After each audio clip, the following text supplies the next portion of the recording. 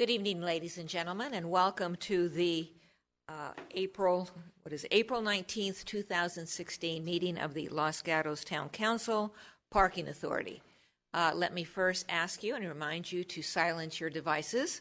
I will note for the record that Council Member Rob Rennie is participating in our council meeting remotely, and ask now the clerk to call the roll. Councilmember Marcia Jensen. Here. Councilmember Rob Rennie. Here. Councilmember Steve Leonardis. Here. Vice Mayor Mariko Sayak. Here. Mayor and Chair Barbara Spector. Here.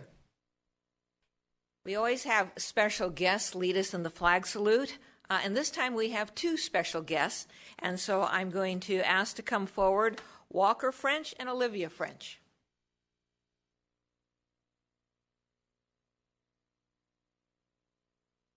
Have one of you on each side of me here. Don't usually get two folks. This is cool. They are twins, and I'm going to start with Walker over here on my right. He is a student at Hillbrook School. He is in the 8th grade. She is also at Hillbrook School and in the 8th grade. Let's start it a little differently now. Walker, what does he like to do? His favorite activities, his favorite subjects. He swims year-round, plays water polo. Academically, he's most interested in history, particularly European and Scandinavian history. He enjoys photography and the digital arts. And on the weekends, and you can start looking out for him now, on the weekends, you can find him in the Los Gatos Hills, deep in the woods, photographing our wildlife. Round of applause.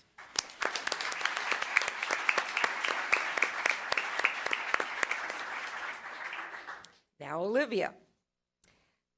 She's also in the 8th grade at Hillbrook School. She also swims year-round and practices 4 to 6 hours a week. Academically, she is most interested in English, math, and science. And when she has time, she loves to write short stories, bake goodies, and listen to the soundtrack from Broadway musical Hamilton. Round of applause.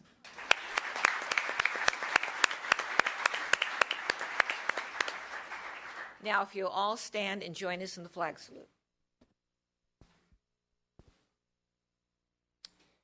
I pledge allegiance to the flag of the United States of America and to the republic for which it stands, one nation, under God, indivisible, with liberty and justice for all. I'm going to have them introduce themselves to the other council members.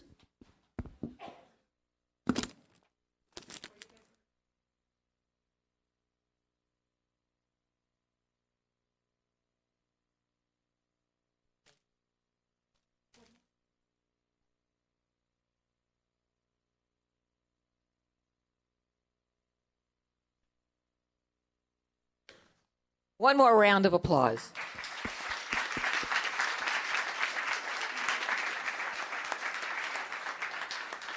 I actually never recall having twins before, but maybe it's my short memory.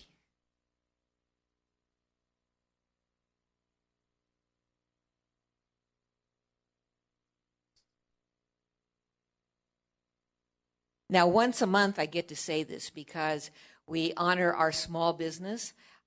It's a business that has served Los Gatos well, a business that has been here for a long time.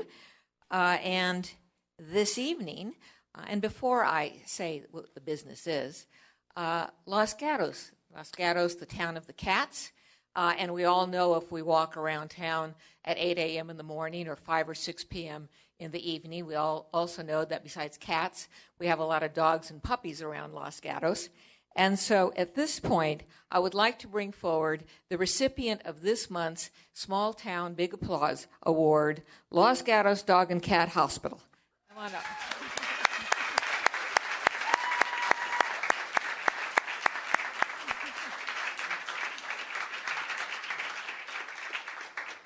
This is pretty cool. I mean, it's not like he packed the people or I packed the audience with, their fans. This is just like natural. This is like our waiting. Dr. Kyle Frandl, who is like, when he's not being a doctor, he's a comedian. And I did just want to share a few things before I turn the mic over to him. The Los Gatos Dog and Cat Hospital could very well be one of the oldest long-standing business in Los Gatos. It was founded in 1947 by Dr. Martin Fairmont, and then Dr. Kyle Frandl here worked with Dr. Fremont and took over the practice in 1980.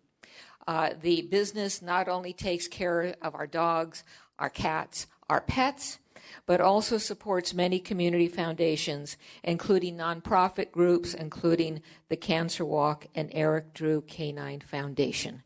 So again, this is a commendation signed by all members of our council. Thank you very much.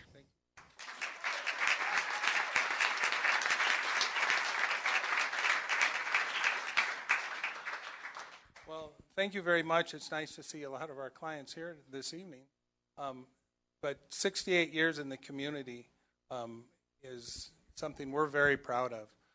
Los Gatos has been a tremendous asset to our business, and we certainly appreciate everybody who's here. We couldn't do it without the staff. We have a staff now of about 45 people, and so it's a busy place. We love serving the community, and we certainly get more out of it than we'd ever expected. So it's a great place to work. It's been a great environment. We've been before the council several times as we've grown and remodeled, and really respect the help that we've gotten in our development. So thank you very much. Appreciate it. Thank you.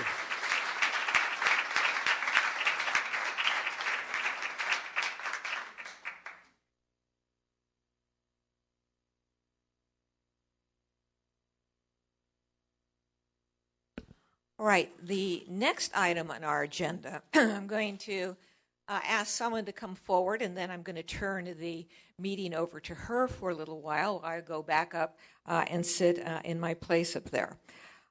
Joanne Telesfor, would you please come forward? Joanne is going to help us and oversee this evening our next agenda item, which is Poetry Month student readings, which is actually another one of my favorite things in our council meetings. And those of you who, well, maybe the one or two of you in the audience who don't know Joanne, she was the former arts coordinator for Los Gatos Union High School, who began this program that we're going to be experiencing this evening when she was an English teacher. Is that right? No? I was for the elementary school district. Oh, okay. Is the rest of it right? Okay. Well, close. Okay. We're working.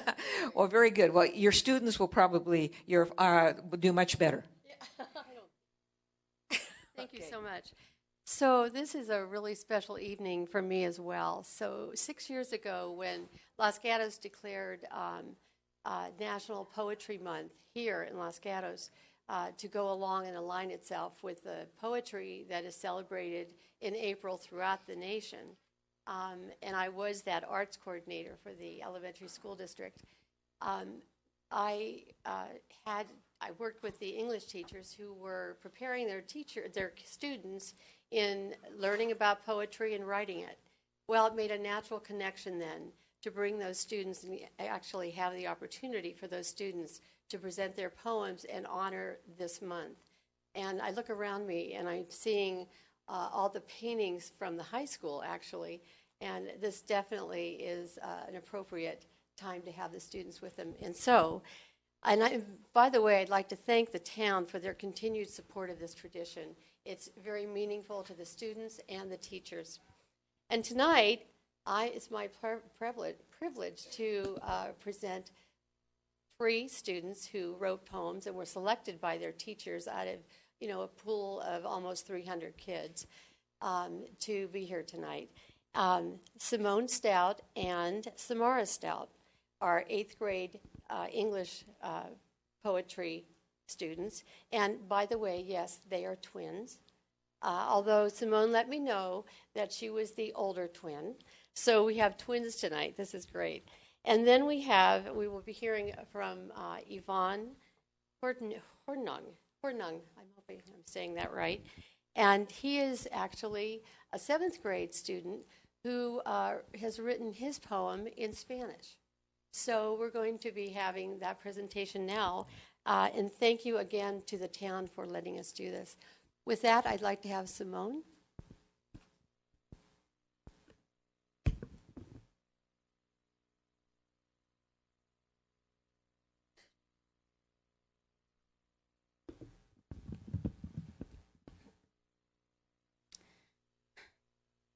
At first, it is a victory, but then it's a demand.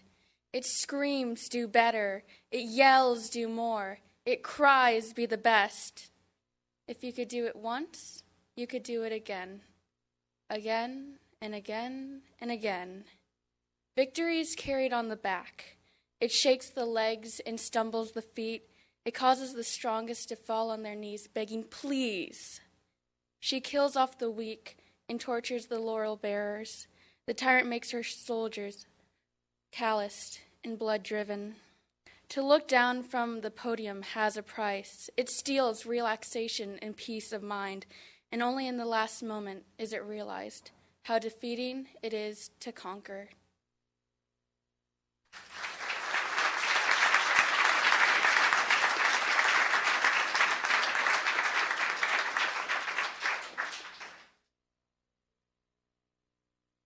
The poem title is The Defeat of Victory.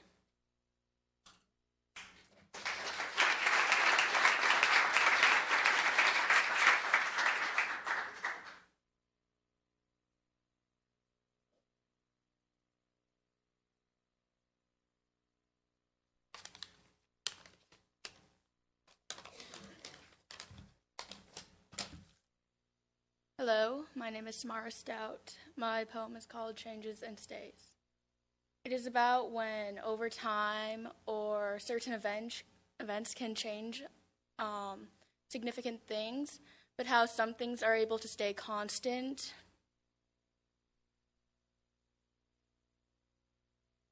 Nothing ever changes, except for the days. The people still stay, but now they're traveling in different ways. The sun always climbs the same, only to fall in the opposite place. The battles are corresponding, just now with different names.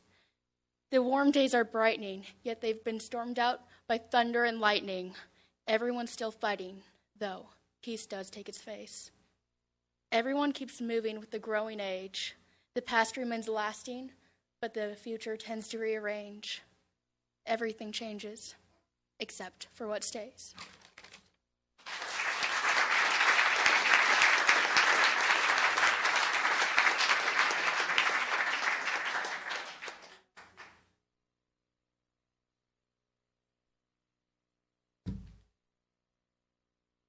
Hello, I'm Yvonne, and for a Spanish class we had to write a poem of questions, un poema de preguntas. So I chose to have a conversation with my grandfather Ivica by asking him questions. My friend Alejandro, who is my friend, and he's in my Spanish class as well, and he will be acting as my translator. Mi abuelo Ivica. My grandfather Ivica. Abuelo, ¿qué es tu mascota favorita de Graña? Grandfather, what is your favorite farm animal? Me gustan todos, en especialmente a mi perro Kiki. I like them all, especially my dog Kiki. Abuelo, ¿cuál es su comida favorita que cocina de la abuela? Grandfather, what is your favorite food that grandmother cooks? Me gustan mucho sarma y sopa de pollo. I really like sarma, a Croatian dish, and chicken soup. ¿Por qué te gusta montar su tractor? Grandfather, why do you like riding your tractor? ¿Qué clase de pregunta es esa? ¿Por qué es divertido, por supuesto? What kind of question is that? Because it is fun, of course. ¿Dónde está su lugar favorito en el patio atrás? Where's your favorite place in the backyard? Me gusta sentarse en las mesas en el patio. I like to sit at the tables on the patio. Abuelo, ¿cuántos tipos de animales tiene? Grandfather, how many types of animals do you have? Si es crío. Tenemos pollos, patos, pavos, cerdos, perros y gatos. 6, I think. We have chickens, turkeys, ducks, pigs, dogs, and cats. Abuelo, ¿quiénes son sus vecinos? Grandfather, who are your neighbors? A la izquierda, un joven con perros. A la derecha, tenemos muy buenas amigas que son muy buenos y amables. Tenemos café con ellos casi todas las mañanas. On the left, a young man with dogs. On the right, we have very close friends who are very good and nice. We have coffee with them almost every morning. ¿Cómo es en Croacia? What is it like in Croatia? Me gusta mucho aquí. He estado aquí toda mi vida. Durante el invierno nieva y durante el verano hace calor. I really like it here. I've been here all my life. During the winter, it snows, and during the summer, it is hot. Abuelo, ¿cuándo se muere? Grandfather, when did you die? El 15 de junio 2011. The 15th of June, 2011.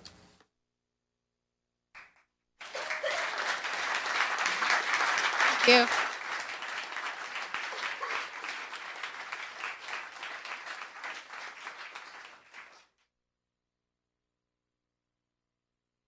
Ms. Talis-Ford, did you wish to give us any parting words? She goes, well, now that you called me on it, yes. It is always a pleasure when we can give voice to the young people in our town. It's important. It keeps us together as a community. And I would like to really give a hats off to the teachers in the school districts, both high school and elementary. And in fact, one of them is here tonight, Grace Patel. Thank you. Thank them.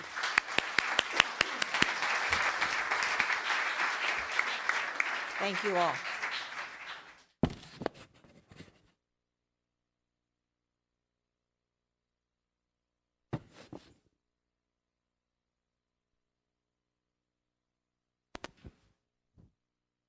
All right, the next item on our agenda is our commission appointments.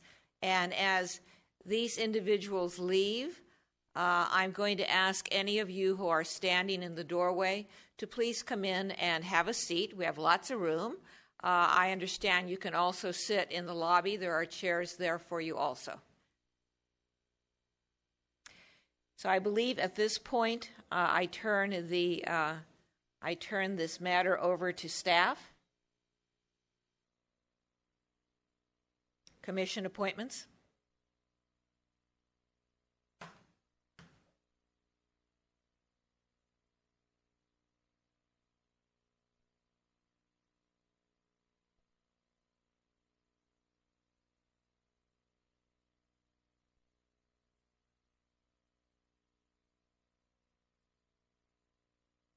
Thank you, Madam Mayor. We have from last council meeting a runoff between two candidates for our Arts and Culture Commission, Carol Waite and Peter Dominic, and I will ask the Deputy Clerk to read the votes for Peter Dominic. If you could raise your hands.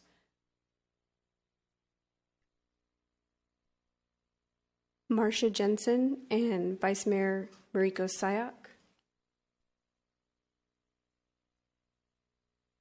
And Councilmember Steve Leonardis. And for Carol Waite. Mayor Barbara Spector. And Councilmember Rob Rennie. Peter Dominic has a majority vote and has now been appointed to our Arts and Culture Commission. Thank you. Thank you. And again, thank you for all who applied, and congratulations to all who were appointed. And I encourage anyone in the community with an interest in our town to please apply for our commissions. It's a very helpful opportunity for you and for us. Closed session report. Yes, good evening. Prior to tonight's regular session, council met in closed session to discuss real property negotiations, to discuss labor negotiations, and discuss pending litigation. As to all three items, no action was taken that requires reporting under the Brown Act. Thank you, Mr. Schultz. Council Town Manager reports, beginning with Council Matters. Ms. Jensen. Thank you, Madam Mayor. I participated along with the Vice Mayor in a policy committee meeting between the last council meeting and today, and also in a policy advisory committee for the VTA discussing various projects or monetary allocations for a tax measure that may or may not be passed and may or may not be on the ballot in November. Thank you. Mr. Rennie. Three things. The Vice Mayor and I were sworn in at the Silicon Valley Clean Energy Authority, the new JPA agency. I also attended the Silicon Valley Leadership Group CEO Business Climate Conference. There were several other electeds there. And I attended the Cities Association Legislative Committee, the board meeting, and the one where they appoint people to various organizations, commissions, and advisory committees. And I was appointed as the LAFCO alternate from the Cities Association at that meeting. Thank you. Since the last meeting, I represented the town as mayor at a Silicon Valley Leadership Group discussion on Highway 17 and the widening of Highway 17. I, again, as mayor, attended the meeting of the executive board of Rinconada. The county mayors had a meeting last week when what was discussed was the proposed VTA tax measure and also a proposal to increase minimum wage to $15 an hour in Santa Clara County. And also attended with the manager, the West Valley Mayor-Manager meeting. Is Vice Mayor. Thank you. In addition to the two meetings that have been reported, I have nothing additional to report on. Mr. Leonardis. Thank you, Mayor Spector. Since our last meeting, I attended the West Valley Sanitation District Board of Directors meeting on Wednesday, April 13th. It was a general business meeting. I also attended the Santa Clara County Treatment Plant Advisory Committee meeting on April 14th, and that was also a general business meeting with nothing significant to report.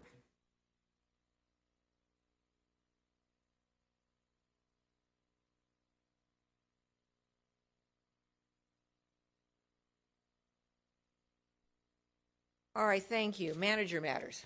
Thank you. I'd like to invite the council and the public to join us for Spring into Green on Sunday, April 24th from 10 to 1 o'clock. We've got a lot of exciting activities. This is our annual sustainability event, including a tree planting, and we invite all of you to join us on Sunday morning. Thank you. Thank you. At this point in our agenda, we have our consent calendar. All the items on our consent calendar will be decided under one motion unless somebody from the council or from the community pulls an item or items from the consent calendar. This evening, our consent calendar consists of agenda items 1 through 4. Beginning with the council, does anybody want to pull an item from the consent calendar? Seeing no one. I don't have a card, but does anybody from the community want to pull an item from the consent calendar? Seeing no one coming forward, may I have a motion? Ms. Jensen. I move approval of the consent calendar with respect to item number 4, specifically that it be continued to May 3rd, 2016 to discuss a possible amendment to our smoking ordinance. All right. A motion made by Ms. Jensen, seconded by the Vice Mayor. Discussion. Seeing none, all in favor? Aye. Opposed? Passes unanimously. Oh, wait a minute, we can't do it that way. Mr. Schultz, why don't you explain how we are going to do our votes tonight? So as you know, Councilmember Rennie is participating by teleconferencing.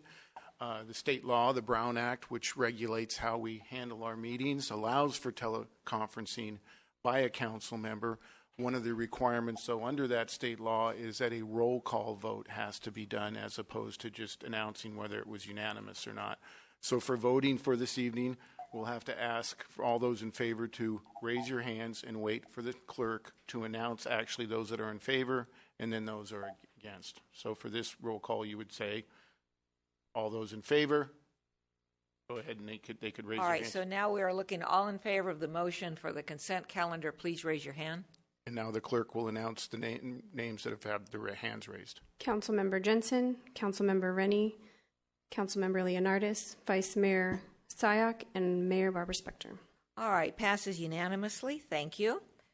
We are now on verbal communications. At this time, anyone in the audience who wishes to talk with us about any item that is not, see, the big word here is not, on our agenda, you will have 3 minutes. I do have some cards for verbal communications. John Shepherdson.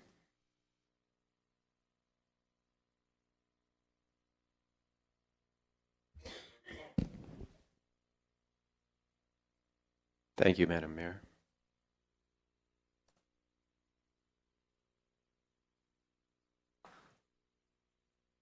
Why so much traffic in Los Gatos?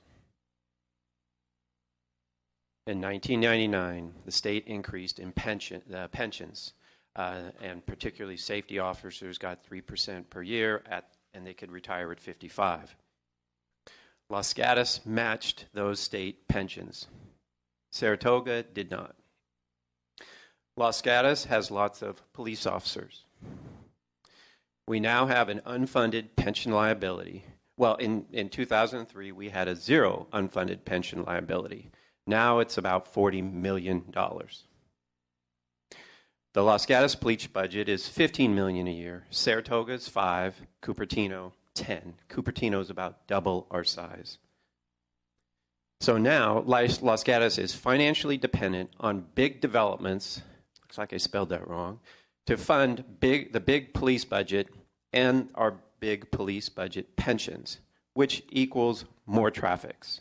So as a community, we have a choice. We can keep our big police budget fully serviced. I know lots of people like their police department. I understand that. But if we want that, then we have to accept that there is a cost for it. And that is that we need money as a town. So that means we need big developments, which means we are also going to need, the result of big developments is traffic. So big police budget, traffic. We really don't have the right to complain about traffic. We're really sort of approaching it not rationally, because if we're going to spend over here and we're going to need the money in order to fund that, then we're going to need these big developments. This is from a town staff report. This is 2005. The town remains challenged with availability of limited resources to augment the proposed 2015-16 budget and future budgets. So this is not me. This is the staff. And then, so we get a project like Netflix. And the EIR superior alternative was 350,000 square feet. Well, we approved it at 485. That brought in more money into the town, but that's going to then translate into more mandated affordable housing according to RENA. So more housing is going to be coming because of this. So a solution, have at least a third-party independent review of the police department. And if the council's not going to do it, then I ask the citizens support a ballot initiative for a third-party review. Thank you, Mr. Shepherdson. Thank you, Madam Mayor.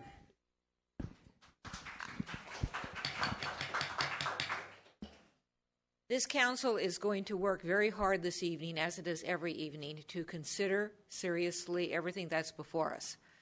We will listen to what you say. However, for the rest of this meeting and for every meeting, I will ask that there be no response to what is said, no clapping, no jeering, no shouting, whatever. And so I'm going to ask you once, and then we'll see what other alternatives we have if you are not able to do that. Next speaker, Ann Robinson.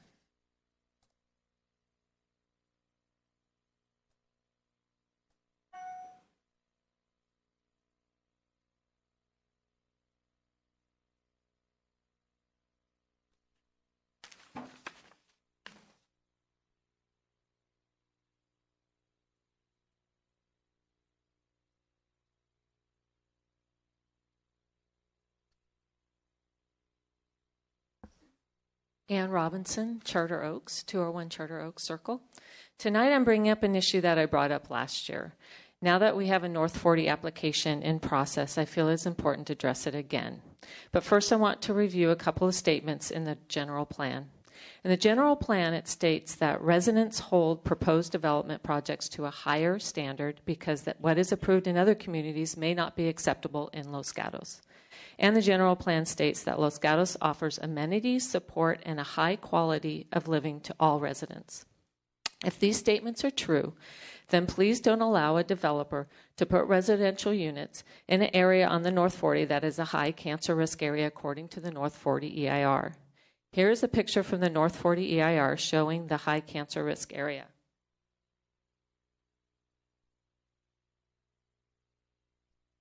Putting residential units in the high cancer risk area of the North 40 is irresponsible. How is holding a development to a higher standard? How is this holding a development to a higher standard? People may say other municipalities are building along the freeways, but is this what we want for our soon-to-be Los Gatos residents? The mitigation measure for the high cancer risk area in the North 40 EIR is to use high-efficiency filtration and ventilation systems. This mitigation measure might work for office buildings with fixed windows, but does not work for residential units with windows that open and areas that kids can play outdoors. When residents open their windows, they will be exposing themselves to levels of pollution that will put them at additional risk for health issues. Wouldn't it be more responsible and safer to put office buildings along 17 freeway to buffer the residential units? My suggestion for the North 40 is to put office buildings along Highway 17, put retail along Highway 85 and Los Gatos Boulevard for a quick in and out needed for retail. Spread out the residential units in the middle of the development through the Lark, Transition, and Northern districts. These residential units will be buffered by the office and retail. Place multiple open space parks throughout the North 40 for the residents, employees, and community. Maybe one with a water feature for kids to play in. Each park could have a theme that could reflect the rural and agricultural history of the site. There's a diagram in your North 40 packet that I just gave you with my suggestions. I also want to give you an example of a high-density development in Los Gatos that I've driven by hundreds of times and rarely see issues with the egress and ingress. I'm referring to the Netflix Aventino development. The integration of the office and residential provides reverse commutes between residents and office employees and allows shared parking, which reduces parking requirements. I have details in the packet on this development. I think this development would work well on the North 40, a type like this development. Please think this current North 40 proposal, protect our current and future residents, keep them safe. That should be a priority of our town council members. Thank you. Thank you. It looks like LIS, Liz, on 120 College Terrace. Or you have 3 minutes. Lisa Tooley, resident owner, 120 College Terrace, Unit L, Los Gatos. Thank you, Madam Mayor and Council, for allowing me to speak regarding Ditto's Lane. As my husband and I are one of 2 adjacent property owners on the College Terrace side, we are intensely interested in the outcome and final disposition of the property. Firstly, I want to say that I support your action surplusing the property, and as I'm aware of the timeline associated with the disillusionment of the RDA. When this began in 2010, even though we were adjacent property owners, we really were not regarded as key stakeholders until we pushed our way into the process. So I come to you tonight to tell you directly and in no uncertain terms that we want to be considered and reached out to and regarded as key stakeholders. I'm only speaking for myself and not the College Terrace HOA, but I want you to be aware of who we are as you discuss, evaluate, and consider the plan for Ditto's Lane. We are a small homeowners association of 12 unit owners. Architecturally, 4 of the 12 including my unit, are standalone single-family homes, and then there are 8 attached units with varying square footages from 1,200 to 3,100 square feet. All maintenance is the responsibility of the owner, including painting, roof, and repairs. The HOA owns and maintains the private road off of College Avenue. In the last year, the HOA installed pavers and in the guest parking spots and driveways at a cost of over $100,000 and have embarked on additional landscaping improvements. This happened because owners approved a $10,000 per unit special assessment for projects to improve safety and curb appeal. In the last 6 years, 6 of the units have embarked on 6-figure home renovations. Our little community of 12 homes overlooking Dittos is comprised of an interesting cross-section of Los Gatos. We have young couples and retirees, parents of toddlers, young children, college-age kids, empty nesters, and single parents. We have a NASA engineer who worked on the Mars rover and a Fisher Middle School student who was a U.S. Junior National Ice Dancer. I assure you that the owners on College Terrace are invested in upgrading our community and are concerned about what happens to Dittos. And looking up the hill further to our College Hill residents, they are equally or more so invested. The town can sell Dittos property at any price without carrying over obligation to the state, and more importantly, the town can support appropriate development without the burden of market price. This is exciting, so let's use this opportunity to maximize public benefit. There are many innovative ideas out there regarding Dittos: a trailhead park, a dog park, soccer field, bocce ball court, and all organizations who have an interest should come forward to the town. Partnerships need to be forged quickly, and I hope there are fast and furious dialogue with partners, stakeholders, residents, staff, and legal, because this is a great opportunity with a short time frame. Would it be possible for a partner to buy the land and then for a usage plan to be facilitated by the town? I also hope that the council fully researches and understands the different constraints and trade-offs before voting on anything related to Dittos. It has many complexities. Thank you. Thank you. Tony Alarcon.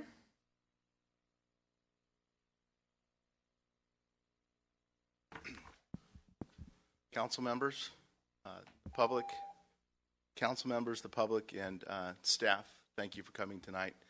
Thank you for giving me the opportunity to speak.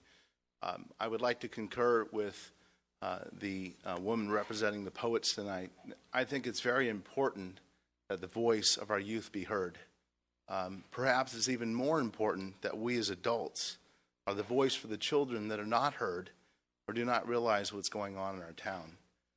With that vein today, I put on an orange blaze vest because it reminded me of being a crossing guard when I was a child in 6th and 7th and 8th grade. Today, as an adult, it reminds me of the increased traffic that we've experienced here in Los Gatos from the result of irresponsible developments in town on Los Gatos Boulevard, from Johnson Avenue to Fisher Middle School. What used to take 10 minutes to get to school, even at school time, is now taking close to 30 at times. In looking at my records, I was surprised to find that Raymond J. Fisher, who was president of a lodge across the street, he was president of our organization in 1954. The middle school is named after him. We are housed at 131 East Main Street. I'd like to point out that back when that building was built in 1954, we did not have the type of regulations that we do today. That building, instead of being 28 feet, 30 feet in height, we probably could have built it 60 feet. I would ask the council, when you look at projects, to use restraint, to look at my orange vest and realize what it means. Caution. Use caution in your approval and common sense. When you're approving such projects, make sure they fit within the scope and feel of Los Gatos. We have a special town. We would like to keep it that way. We are here for the long term because projects affect traffic, they affect our lives, and they affect the schools that so many of us have given to our time and our life's efforts to protect. So please help protect the children of our town and our town's future.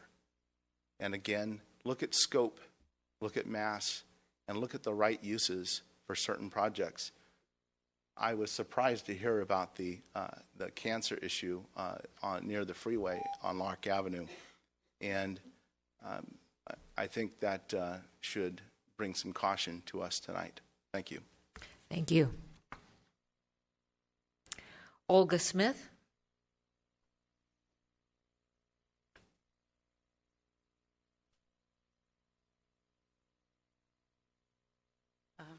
Mayor and council members, staff, thank you for the work that you do on behalf of our town. My name is Olga Enciso Smith, and I live on 157 Holly Hill Way, which is in the corner of Garden Hill and Holly Hill Way, near the North 40 development. This massive development of North 40 will be deadly and cause serious injuries to our citizens. I've been living in that area for over 45 years, and I raised my family there, so I'm familiar with the local schools. I have here the police report that I was hit and thrown down to the ground by a speeding adult driver on Los Gatos Boulevard near Lark. On December 21st, I have a fractured vertebra L1, so now I am a handicap. My back is damaged. Like you, Mayor and Council members, I have led an active life all those years here as an activist in our county.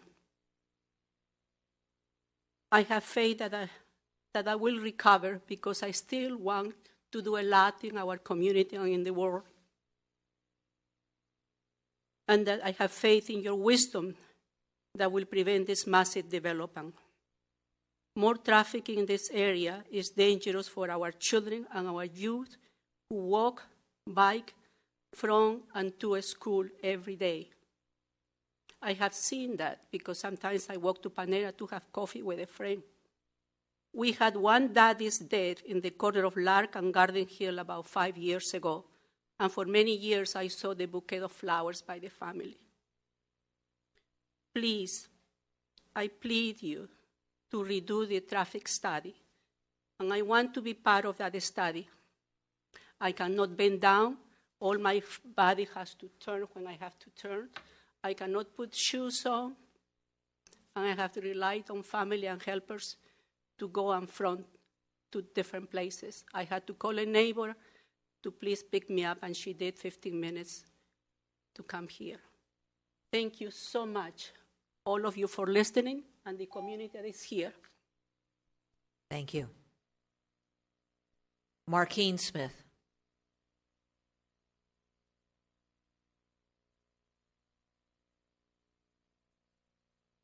I agree with the previous speakers that I'm Markeen Smith in Los Gatos on Drakes Bay Avenue. And I wanted to thank you and Marcia Jensen for going to the VTA meetings, and the rest of you have been, I'm sure, too. But I was contacted by the VTA because I filled out their online survey and said that I wanted our half-cent tax, if it's approved, to go to the light rail station that we've waited for 15 years? I don't know, to the Vasona light rail extension, because it would get a lot of the congestion off the freeway, would save several hundred cars, and particularly with Netflix, I see them on Lark because I live near the North 40 area, but I see them lined up, hundreds of cars to get onto, from Lark Avenue onto 17 to get out of town, because that's their only way out. I mean, that's it. And it's so impacted, it's insane around Courtside. And the JCC and Swim and Racket Club, where people are going for health and recreation, and they're getting all these fumes on them. So my two things are, one is really easy that everybody in town can do, and that is fill out VTA's wonderful online survey that and say that you want the Vasona light rail station here. That's your number one priority.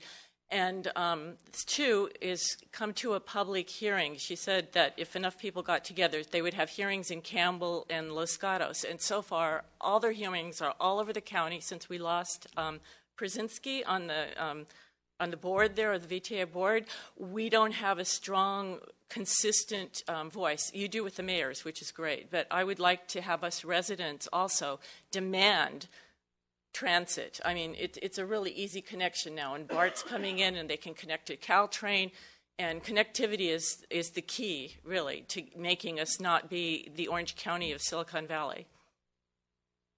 Thank you. We have a question. Madam Mayor? Yeah. Oh, I'm sorry. I was just going to say for Ms. Smith and for the audience, VTA is having a stakeholder meeting on April 22nd regarding the issues that you raise and the allocation of funds. And Mr. Morley, I'm sorry, I can't remember exactly where and when. At the VTA offices on North First Street in San Jose at 9 o'clock on Friday morning. Oh, thank you. Good. Okay, since I don't have my pen and paper, that will be the agenda. And I would also like them to have one in Los Gatos and one in Campbell, for heaven's sakes. I mean, they're having them all over town for the residents to easily access. I'll go to that one, though, too. Hold Thank on. you. You have one more question. Okay, yes. Vice Mayor? Do you mind sharing the comments that you had written to VTA to us? If you could send it to the town manager. Oh, sure. And as well as anyone else in attendance that has any, it would be of benefit to us as we go to these meetings so that we know exactly what the concerns are and that we can represent those accurately. Thank you. I would say that they were all health, safety, and welfare of residents and the planet, because our greenhouse gas emissions are unsustainable. Ice caps are melting. Not only our grandchildren, but our children are going to have to live with extreme heat and completely different conditions than we've grown to expect. There's an article today in the New York Times about it, an op-ed thing that was wonderful. And so transit-centered development is essential. And we've got one with Netflix. Let's use it. Thank you. I have no other cards. I will now close the verbal communications portion of our hearing and go to other business.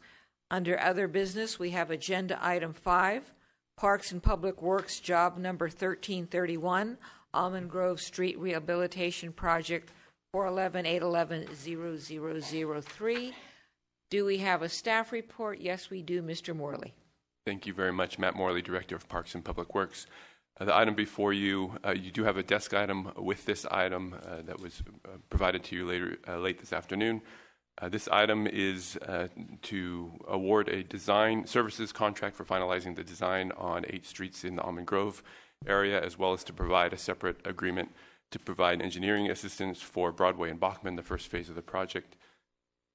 To recap a little bit of the history, on February 16th, we brought an similar item forward. The council provided us direction to approach the number 2, 3, and 4 engineering companies with the goal of increasing their strength of the design teams, to address the schedule for completion so that we can bid this project next year, and to adjust the costs as necessary. The second-rate consulting firm, Wilsey Ham, provided a strong team, adding Twinning Engineers as a subconsultant. They also were able to reduce their costs and have committed to meeting the time adjustments. In terms of other items that we've identified along the way, there were some scope items that came to question, including value engineering opportunities. We've provided the second contract so that we can explore those value engineering opportunities as we would like to do in all of our projects. This is the opportunity to do that here, and we'll continue to look at scope through the design of the second phase of the project. We also looked at the communications conduit that was included in the specifications for the project. The conduit is currently in the Broadway and Bachman, and at council's discretion, we can include it in future phases or not. The ideal time to provide input on scope is early in the project. So for the final 8 streets, we are at that point where good direction on scope will help us to finalize that project and move it forward. In terms of conduit, the big question on the conduit is, will it ever be used? And so we look at it as in the sense of an insurance policy. So we don't know if we'll need it. If we do need it, it'll be good to have it there. Keep in mind that if we were to do a lateral cut along the streets, it would be a significant replacement to fairly new concrete streets and could have an impact on the streets, and that's why it was included. We also heard pretty loudly from the neighborhoods in the early stages of the project that a communications conduit for future communications was desirable. Of course, it does come at a cost, and that's the counter to that. Is this a cost that the town council is willing to include within the project? And we're certainly here to hear about that. We have had some conversations with communications companies that have an interest in using conduits throughout the town, and can explore that further as well. And that is the summary of our staff report. Again, we're looking for council approval of a design contract with Wilsey Ham for both the next phase and design assistance with the first phase as we look to value engineer that contract. And we're here for questions as needed. Thank you, Mr. Morley. Questions of staff? Ms. Vice Mayor. Okay, thank you. So, Mr. Morley, as I asked last week, or last meeting, I suppose, I need you to walk me through how value engineering works. And I understand what you've provided in the staff report, but there was an example that we had presented to us last week about and the numbers may be wrong, but 8 feet of concrete versus 6 feet. And one apparently cost less than the other. Is that the type of value engineering that these consultants would determine for us before we even begin? Or are they going to provide alternate lists that help reduce the cost? So when we work with a consultant, we ask them to provide us with a design that meets the guidelines that we give to them. In this particular case, it was to provide us with the most cost-efficient and effective way to deliver a concrete street project, and that's what we had, and we bid for this particular project. As with any project, there are multiple ways to deliver the project, and depending on the contractor that you have, or the situation at hand, there may be alternatives that the contractor brings forward in terms of value engineering, where they think that they may be able to provide a different service or the service in a different way that equals or exceeds the scope as we had outlined it initially. Typically, we see this in methodology on how they would deliver the project, and this is a good example. This project is a good example of that, on whether we do one side of the street and then the other, if we do sidewalks first and then street first. All of those things are value engineering opportunities that can save us in terms of the schedule on a project, which is a value engineering opportunity as well. In this particular case, the contractor has provided us with initial proposal that they could value engineer by installing a different thickness of concrete for the concrete streets.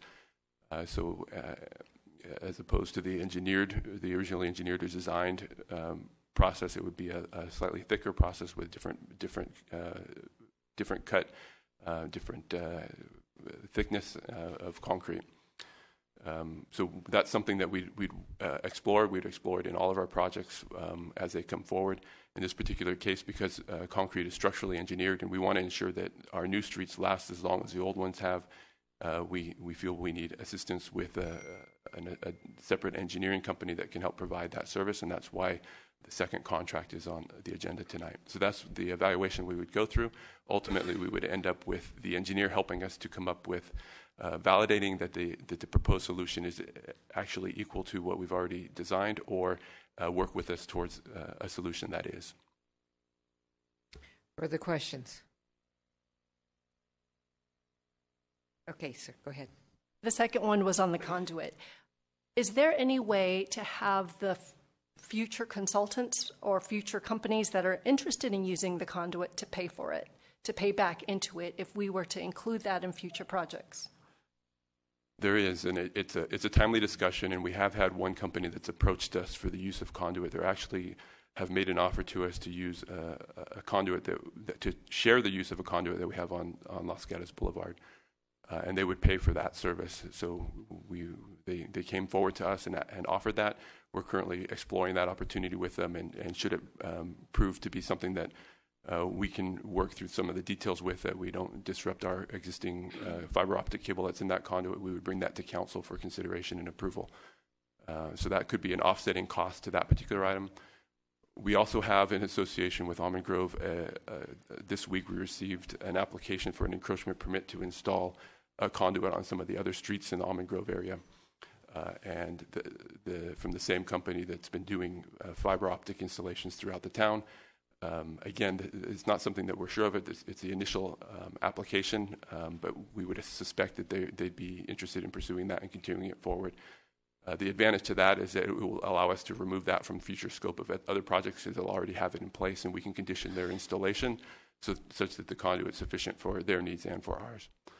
So those are some of the things that are at play, but I think it points a little bit to the need of communications conduit, and why there may be, at council's discretion, certainly an opportunity to do a logical or smart installation of conduit in this particular area. All right, Mr. Rennie. Thank you, Mayor Spector. First, I just want to comment for the audience that although my iPad is aimed at the screen, what I'm also watching it from the KCAT feed, so I can see the speakers at the podium through that, and the other pans of the audience and so forth. Then my question for Director Morley is, with the value engineering, if the contractor decides they want to make some changes, I assume you then have to go back to our design consultant and use more of their time, and that adds cost. It seems like you've added cost in the newest estimates to the design contractor? Is that because you realize there's more of this value engineering time that's going to be needed from them?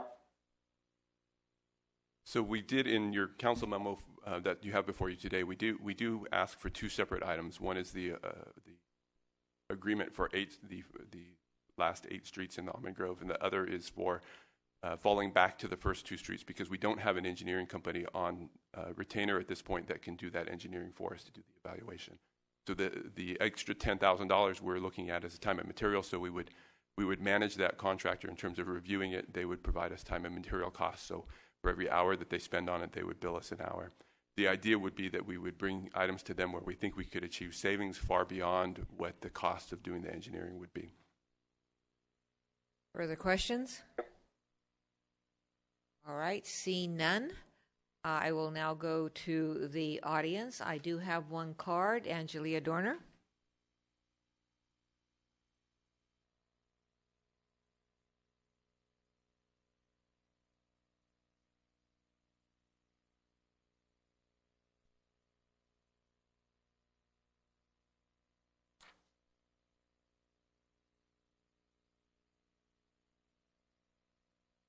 Hello, I'm Angelia Dorner, a proud resident of the Almond Grove. There are 2 contracts as discussed in connection with this concrete project.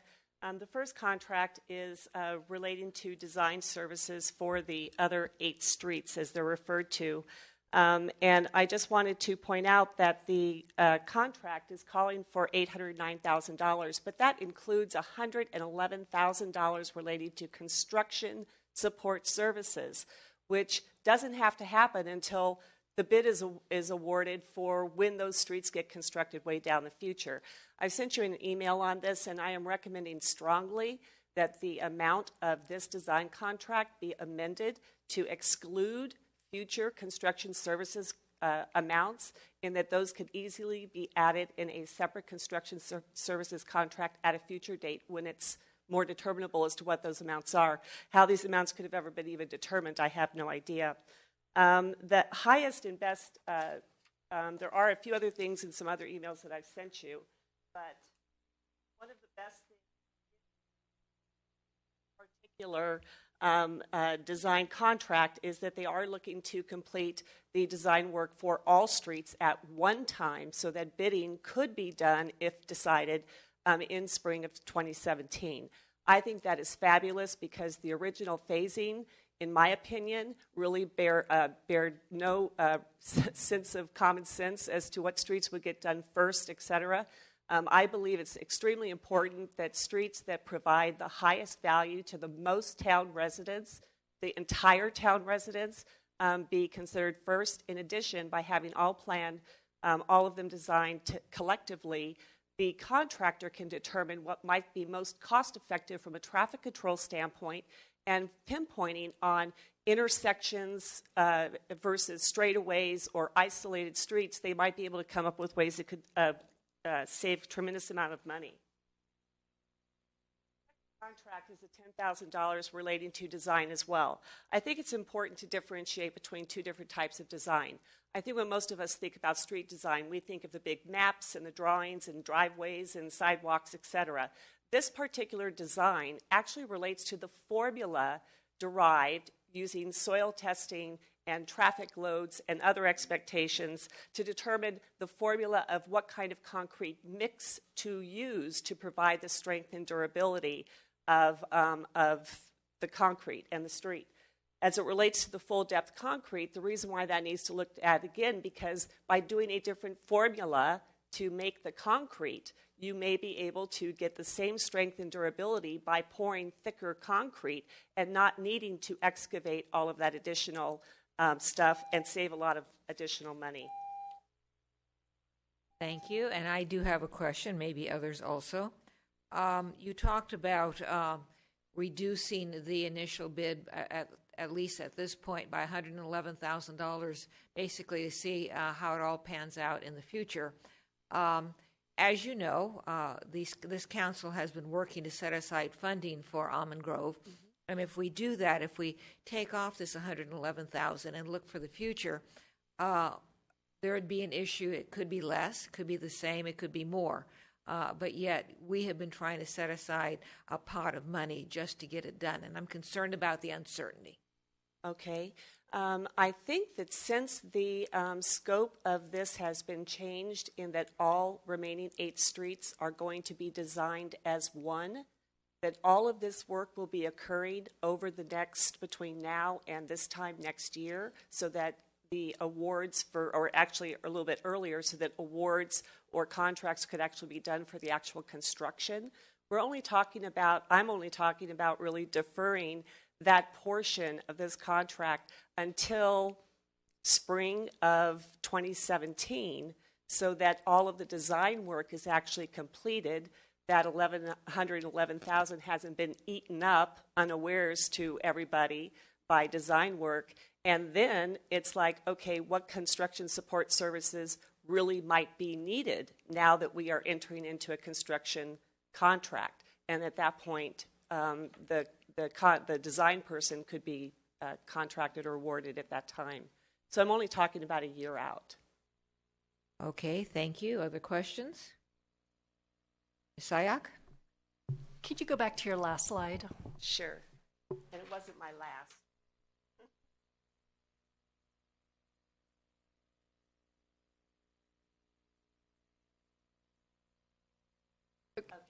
Okay, and so this pertains to, I'm trying to understand, this pertains to the 10,000 additional contract. Correct. And so what totals am I looking at? This $1,260,000. Okay. I am aware, and I have read the email that was provided to you as council, as public document, concerning a recommendation or an idea presented by the contractor to consider full depth concrete compared to the design of concrete in the current plans and specifications. That particular value added approach would, in his estimate, was going to save $180,000 before contingency and before construction admin and support. That's just on Broadway and Bachman. Now, the initial estimates that Mr. Boyce and myself came up with as it related to that particular idea was less than that, which is where the 227 comes from. But essentially, you can spend $10,000 now, and only an element of that will be used because all the geotechnical evaluations and findings have already been done, in connection with the original design. So we know what kind of soil there is. We know they're just residential streets. We're not talking about heavy truckloads. We're not talking about industrial traffic. We're talking about straightaway streets, not a whole lot of myriad of different kinds of things to deal with. But the engineer, this person, Twining, is being proposed, will actually take that information, and I'm going to call it bookworm it, to say, well, if given this set of facts, what could I do to make the kind of concrete, the actual concrete mix, that would give me the strength and durability to allow a thicker layer of concrete compared to a thinner layer? And we wouldn't need to excavate out all this extra dirt and fill it in with all this extra aggregate base, etc. And if we could achieve the same performance using this approach, much, much less costly at the end of the day as compared to what's in the current design, then hoo-hoo, we all win. If he determines that that isn't possible or feasible, which I've given you an email sort of giving my rationale on how I believe it will be, then great for the town, great for the taxpayers, great for everybody. But if he decides that it can't be done, then we haven't really lost anything more. Other questions? Seeing none, thank you. I have no other cards. Does anyone else want to address us on this matter? No cards, no one coming forward. I'll close the public testimony portion of the hearing and now turn to the council for questions, discussion, motion. Sayak. Okay, Mr. Morley, bear with me. I'm trying to understand all this engineering. So in what was just presented, the construction admin of $100,000. Can you explain how the process works once this contract is awarded? Is this a line item that would not be utilized until absolutely necessary, or do all these contracts get paid under the total sum without necessarily tied to a specific line item? Thank you for your question. If you look at attachment 1, page 15, which is the contract, it has a schedule of fees for the Wilsey-Ham agreement, and it's lined out into several tasks. I'll give you a second to get there.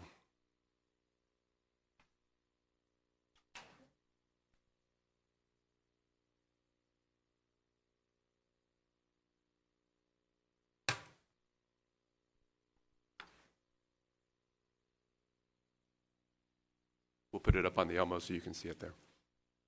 Thank you.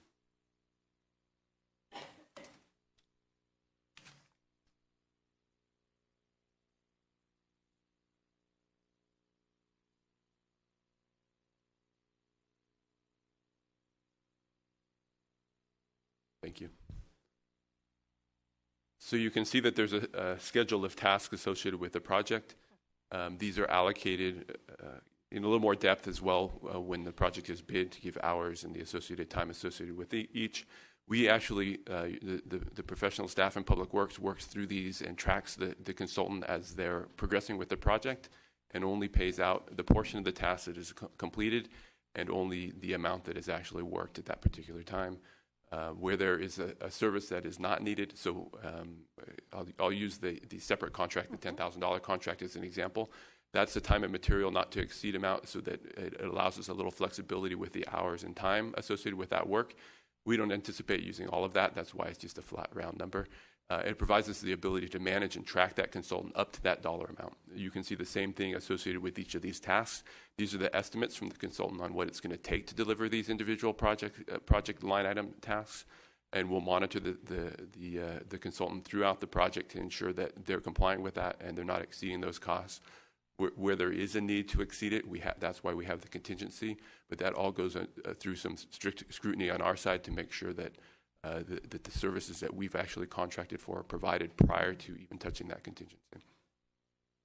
Other questions? Sayak? So if I understand what you're telling me, for example, task 5 on construction administration, if there were any requests for construction administration, it would fall specifically under that task. And so at the end of the project, we would see how much of that $100,000 was utilized only in that effort. That is correct, and we track that through the project. It becomes part of the project file that we can report out on. Okay, thank you. Thank you. Other questions? Ms. Jensen. Just to follow up to make sure I understand. So Ms. Dorner was suggesting that we delay in a certain part of the project to make sure that we weren't doing anything unnecessary, and we would evaluate once we got there. And when I look at this Exhibit B that's up here, I'm just wondering, my assumption is that it's building in the delay. Am I right about that? I mean, that you won't get to a payment, or you won't get to, it's sequential. Task 1 first, task 2, and then when you get to the construction, so the delay that is being suggested is actually built into the contract? That is correct. So as we approach each task and we begin work on each task, that's tracked, and we don't pay on that task until we get to that. So we would pay on that task as it gets to the end. It'd be like remodeling a bathroom and contracting separately for the sink versus for the tile floor versus for the shower. It's not something you would break apart. You would let one contract for the entire project, and you proceed through it. If you had payment schedules, you'd pay as the work progressed. All right, we are looking for discussion motion.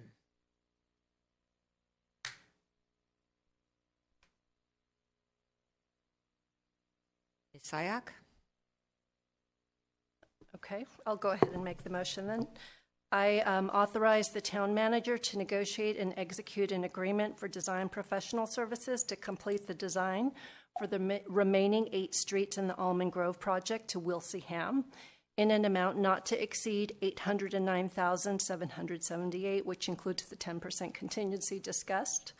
I also authorize the town manager to negotiate and execute an agreement for construction design services on a time and material basis to support the field design changes for Broadway and Bachman to Wilsey-Ham in an amount not to exceed $10,000.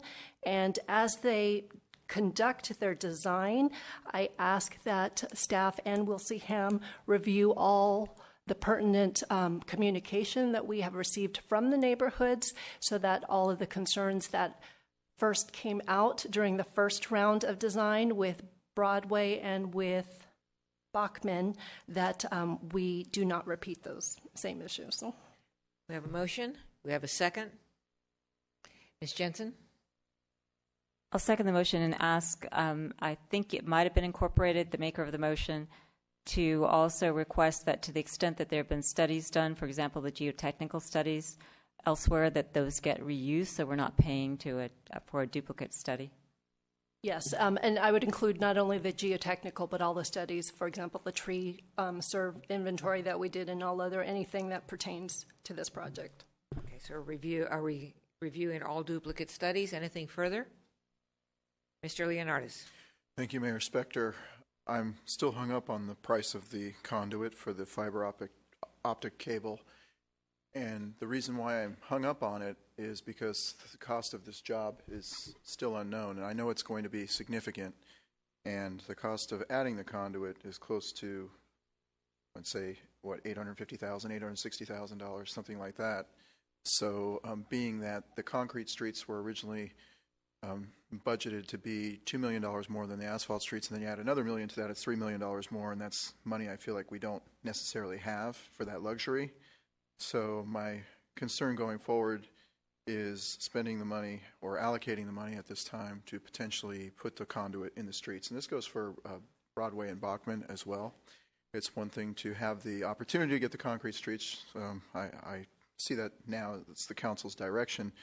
But to add the conduit is something that I'm not interested in spending the money on, because I feel like we don't really have it at this point in time. I don't see where it's going to come from. Thank you. I'm going to ask the maker of the motion. Is the conduit in the amount of approximately $850,000 encompassed in your motion?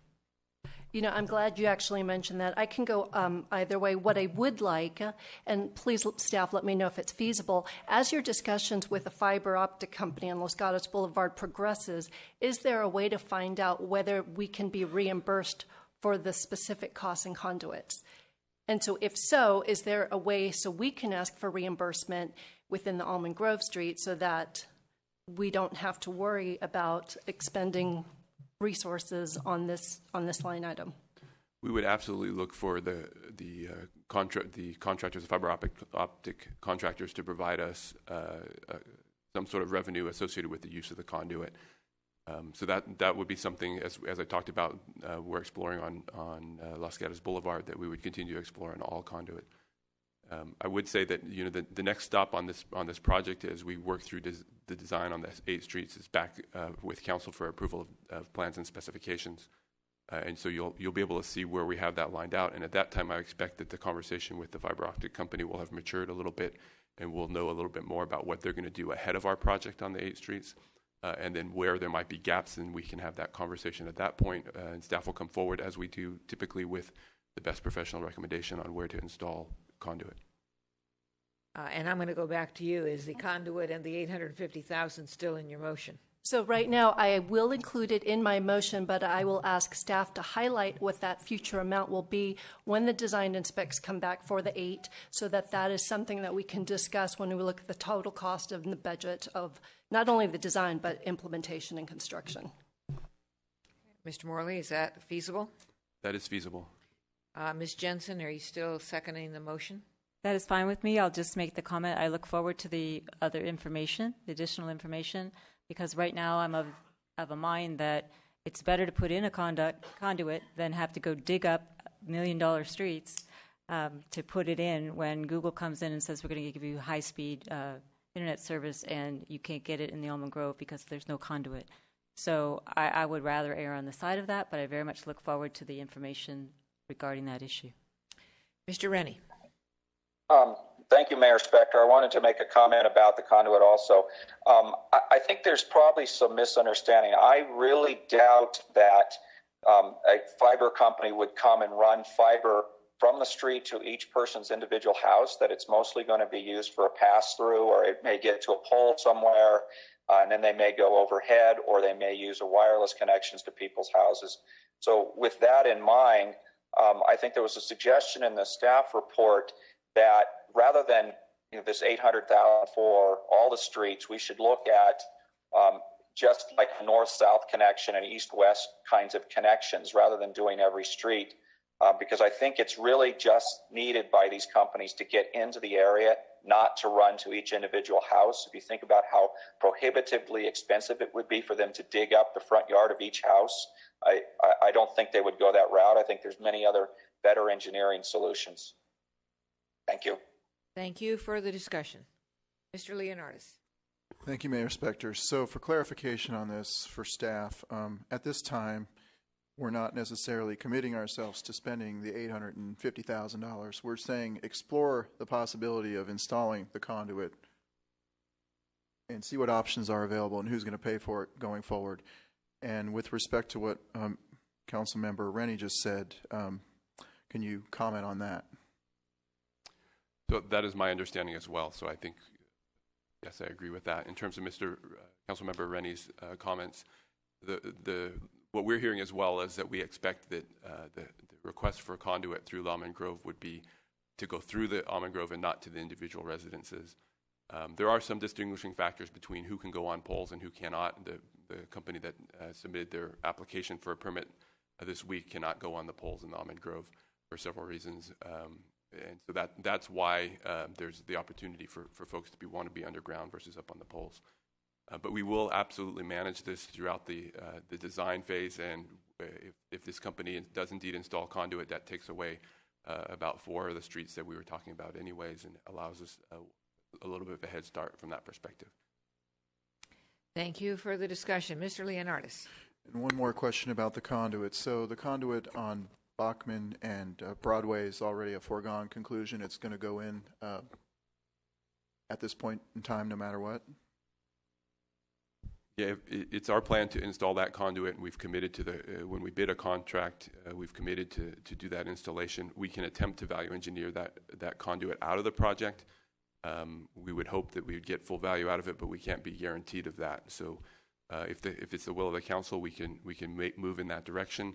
If the council feels that the conduit and those particular locations is worth the investment, then we would carry on forward. All right, and I'm just going to say that for this motion, it does not include what Mr. Morley just said about Broadway and Bachman. So we'll go forward with this motion. Saw 2 hands up. Mr. Leonardis. Thank you, Mayor Spector. I guess my hang-up with the situation is if you have conduit in Broadway and Bachman, and then later on the rest of the streets, the council decides not to put the conduit in, or there's a different solution, it just doesn't seem like there's parity, and that's has been my issue with this project all along, because it's being put together in pieces. So I'm just having difficulty at this point with that. Ms. Sayak. So depending on what you find in your discussions on Los Gatos Boulevard, and if there's an option for reimbursement, couldn't we apply that to the Broadway and Bachman case as well? We would. I'm sorry. No, that was the question. We would anticipate that should a company come forward, they would reimburse us for the use of that conduit, yes.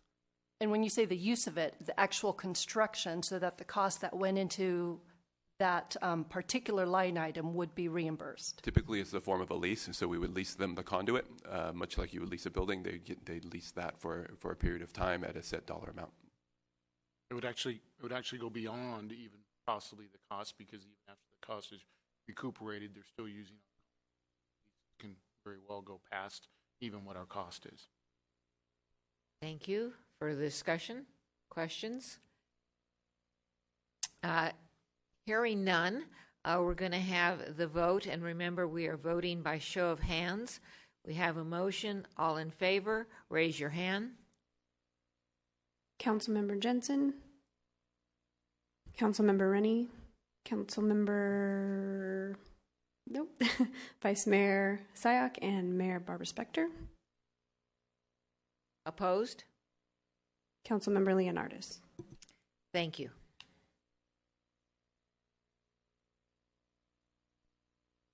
We are now on agenda item 6.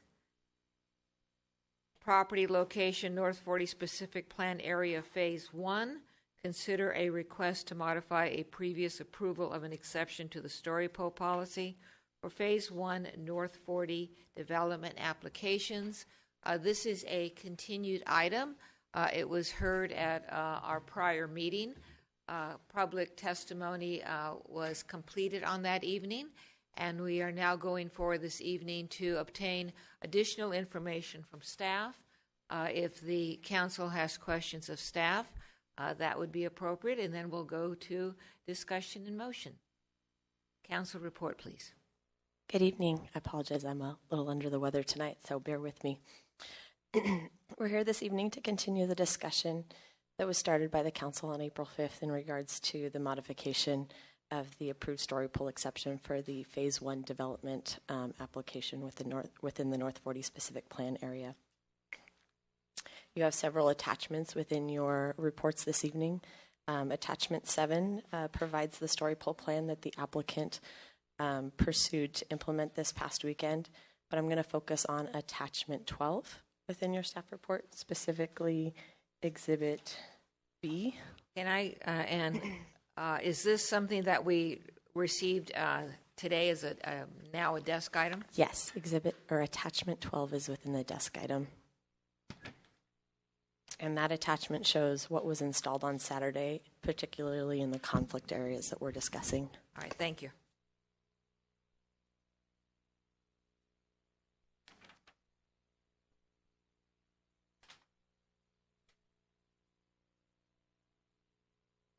The clicker. Oh.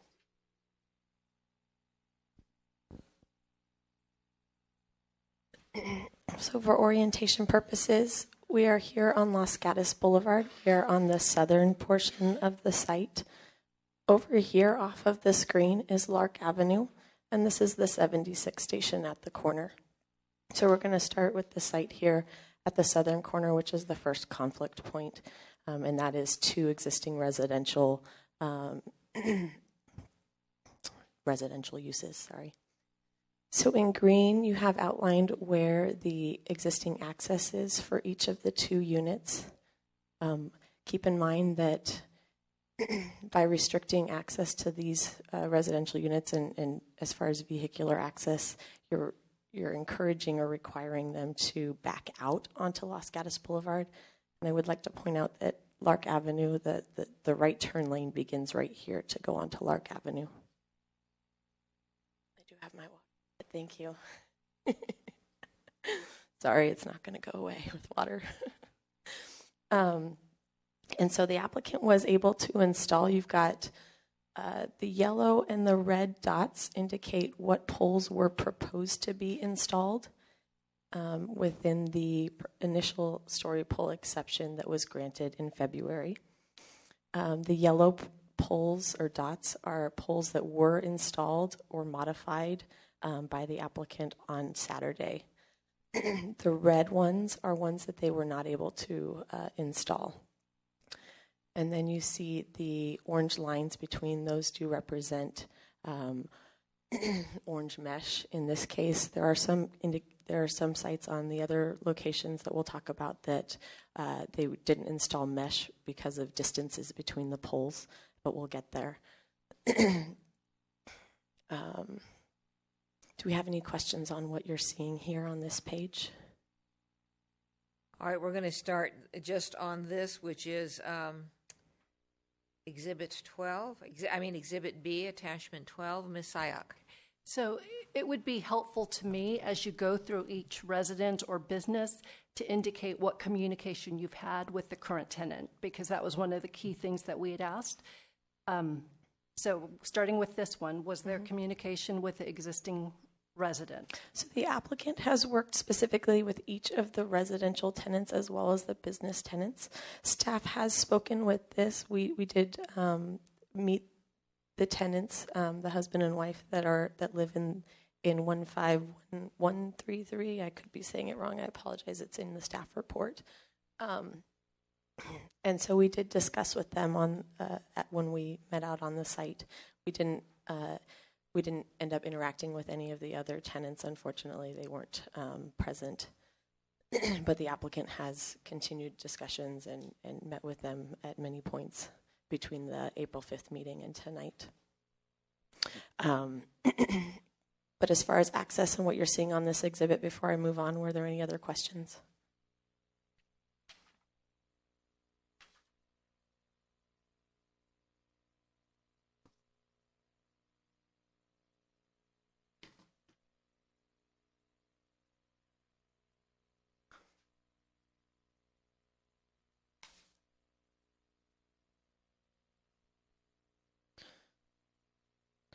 So we're going to start at the next conflict point. And so... Would you please give us the what attachment or number? So this is still attachment, Exhibit B of attachment 12. This is just the next sheet in there. And so this is, you're looking at Los Gatos Boulevard here. This is at the northern end of phase 1, sorry. So this is where the new neighborhood street is proposed. These buildings here, you've currently got Enterprise rental car, and then you've got a 2-story office building here. Bartlett Tree Experts, their office is located in this building, and then they use the storage facility. I hate to do this, especially to someone who is not feeling well, but could you put the boulevard down at the bottom of the screen? Of course. So that this will be consistent with what we've done last week and this time. Just trying to figure out where we start from and show what we're really wanting to show here. So back to, here's the boulevard now on the bottom of the page. So I guess we'll start with building B2 since we're there. This is a proposed commercial building within the phase 1 development. Originally, again, the poles that were proposed to be installed were, again, a combination of the yellow and the red. What they have installed is the yellow dots. Those are poles. And then the blue ones are new proposed poles. So they weren't included in the initial story pole plan. So they have been able to implement an additional pole here at the end of the proposed building. So that fully shows the extent of that proposed building as far as the frontage on the boulevard. And then a pole here to represent the ridge of that building. And then they do have a flag rope that connects those corners. They weren't able to connect the rope to this far corner, but the other items are connected here. Again, we've got the driveway and access that's used by the resident outlined in green here. So this property, this tenant comes in and then does a 3-point turn in order to pull out onto the boulevard to exit the site.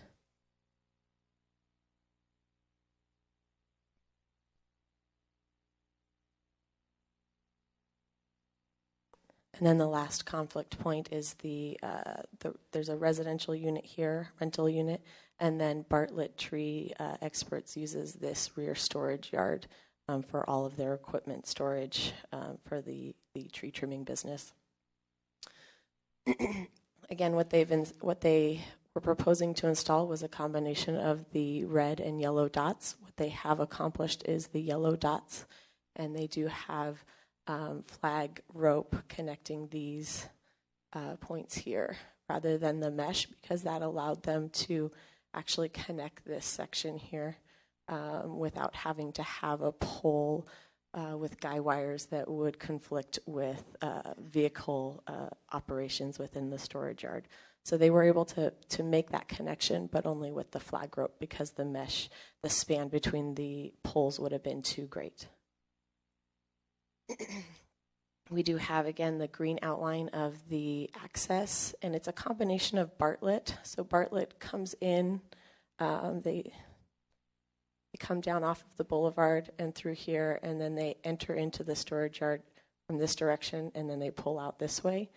Enterprise rental car uses this area here for part of their facilitating the cars through, and I don't have specifics on that. I apologize. I thought I did. But that is a key area for Enterprise to complete the functions that they provide on the site. And as far as exhibits, that's all I have to walk through with you tonight. If you have any questions on those exhibits, otherwise I'll finish out what I have for you. So staff does believe that the proposed exception meets the intent and the technical requirements of the town story pole policy. The applicant has continued to meet and work with the residential and commercial tenants to install the proposed poles in as many locations as possible while still providing safe use and access to the properties. It's staff's opinion that any additional poles would conflict with safe use and access and would most likely require the existing tenants to vacate their residences or relocate their business. Letters from several of these tenants are included in your packet for consideration this evening. This completes staff's report. We are here if you have any question, as well as I believe there are some of the tenants here this evening that may be able to answer any questions, as well as the story pole contractor.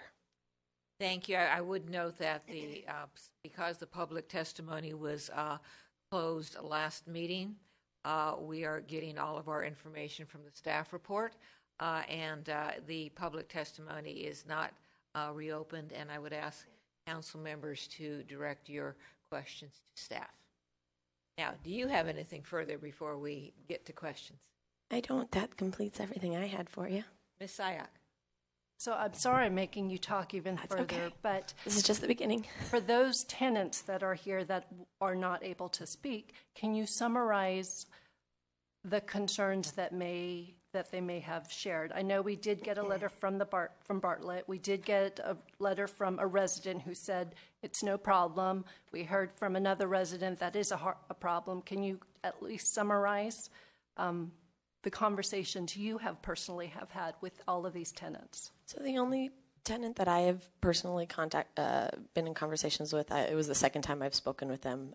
They'd spoken with me prior to the February meeting as well, as far as just the difficulty of potentially leaving their residence of 30 years and just the timing of that.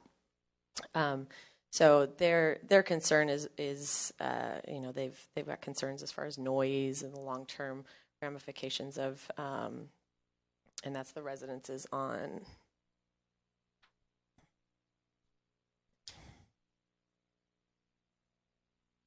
right here. I don't believe they're present this evening for this residence here, sorry.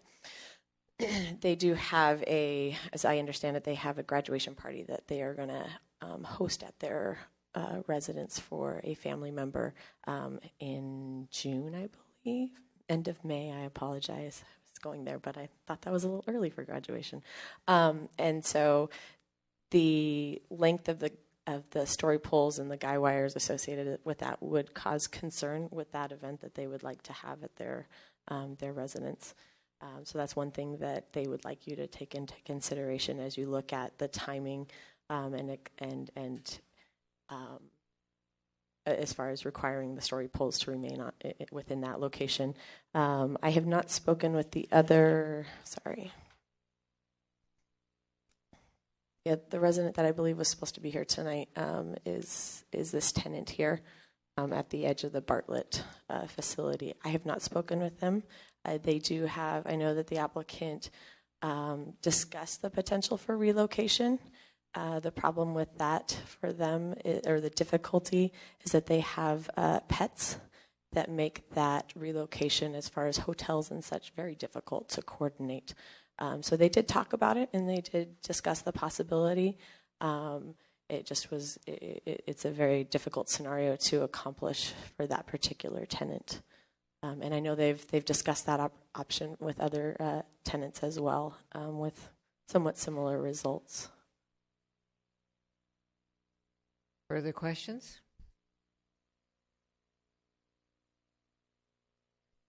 All right, thank you.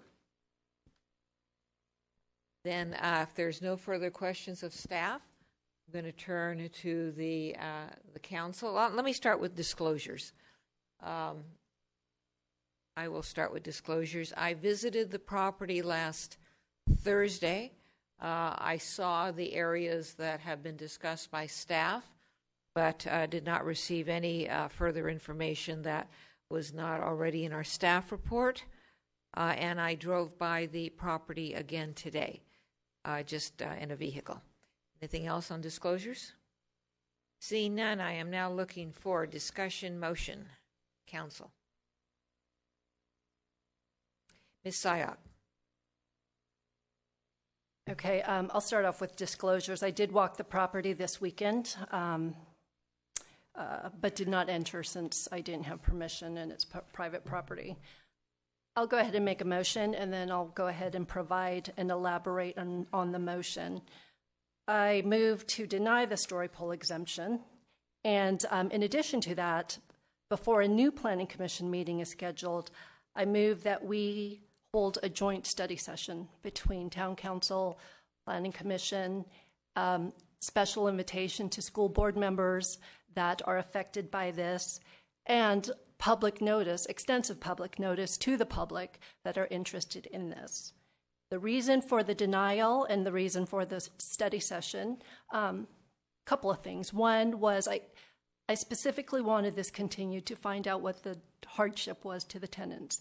And while I am concerned of the possible relocation, I also thought about it the past 2 weeks that there are several options, but that's not necessarily an engineering aspect that we need to deal with here on the council, and that's something that the burden of that responsibility falls on the applicant. The other reason for my motion for a joint study session between council and planning commission is that our story pole policy discusses basically maximizing understanding. And based on all the comments that I've received, based on the testimony we've gotten at the last meeting as well as written comments, is there are many questions that people still have on this project. And before a new public planning commission hearing is scheduled, I think it behooves all of us, the planning commission, the council, the school board, and the public, to be on the same page of information, and that the town actually do that study session and we be the voice and we provide that information. If I get a second, I can list out all the things I think should be part of that. I have a long list that I'd like to share with staff, but before going there, I'll see if I have a second to this motion. Ms. Jensen.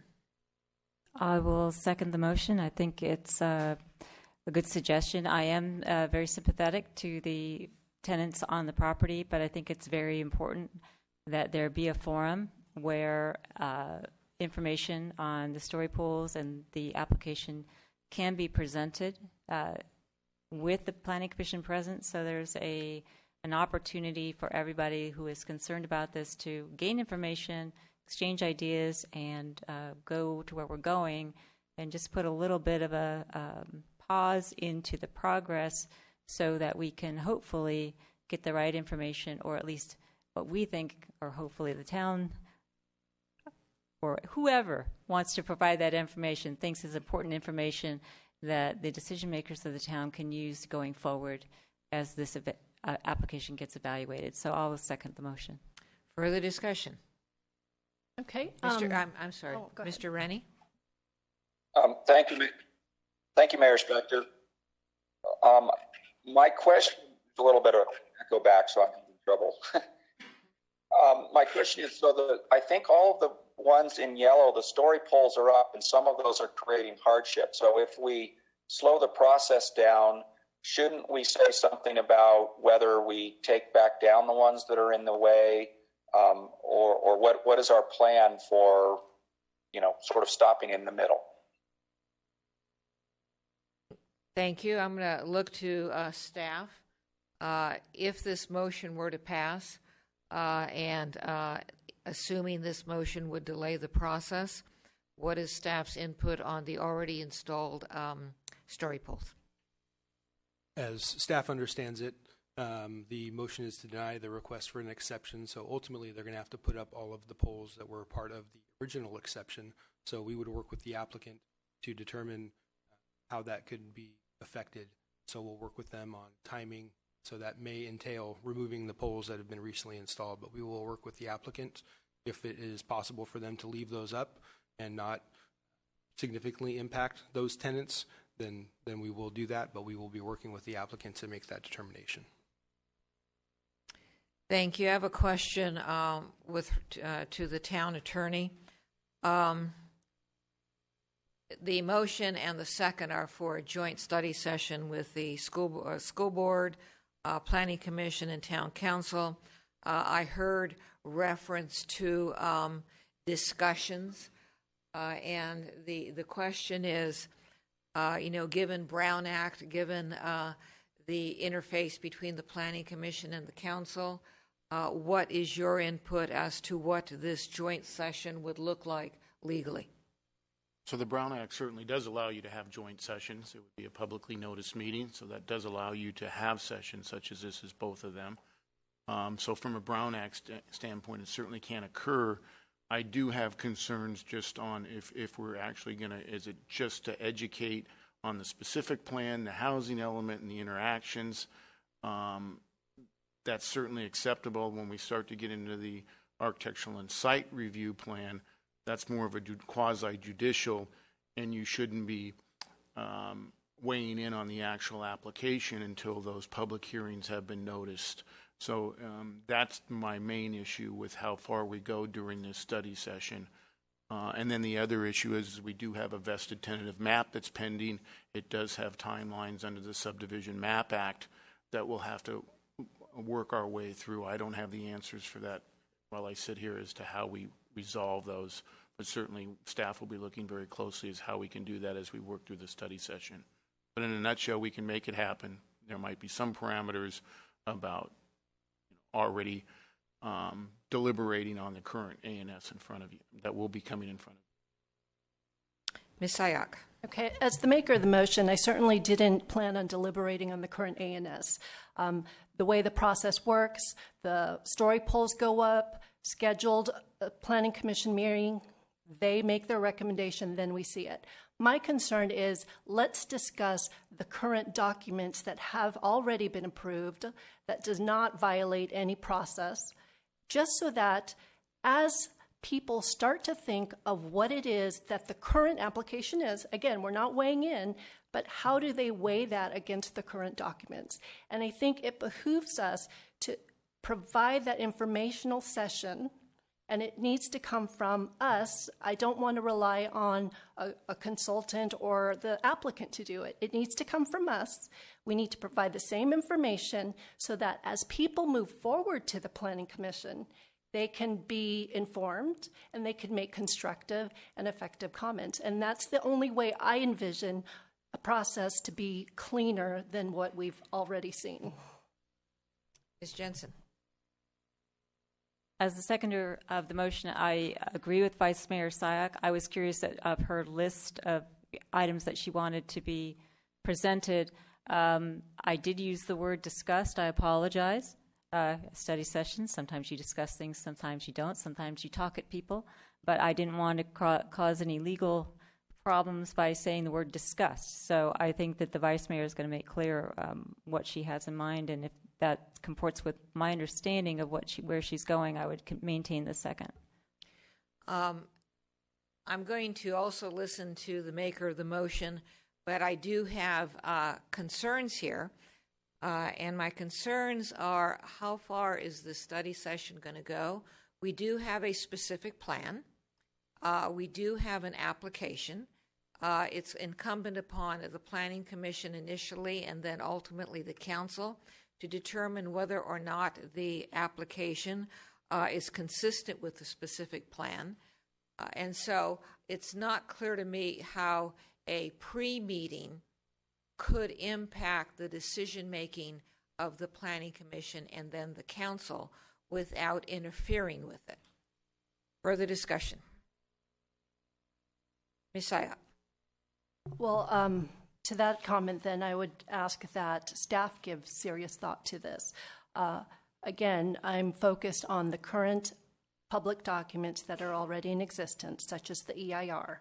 What is in there? What elements went into that EIR? There has been a lot of discussion about the traffic studies and what does it mean when ITE says X? What does it mean when ITE says Y? We need, I think, a better understanding of what those traffic studies are. What were the mitigations involved in it? Based on the EIR, which was very lengthy, there were several mitigations that went into that. What were those? The specific plan, I brought it with me. It's very large. And what does it mean?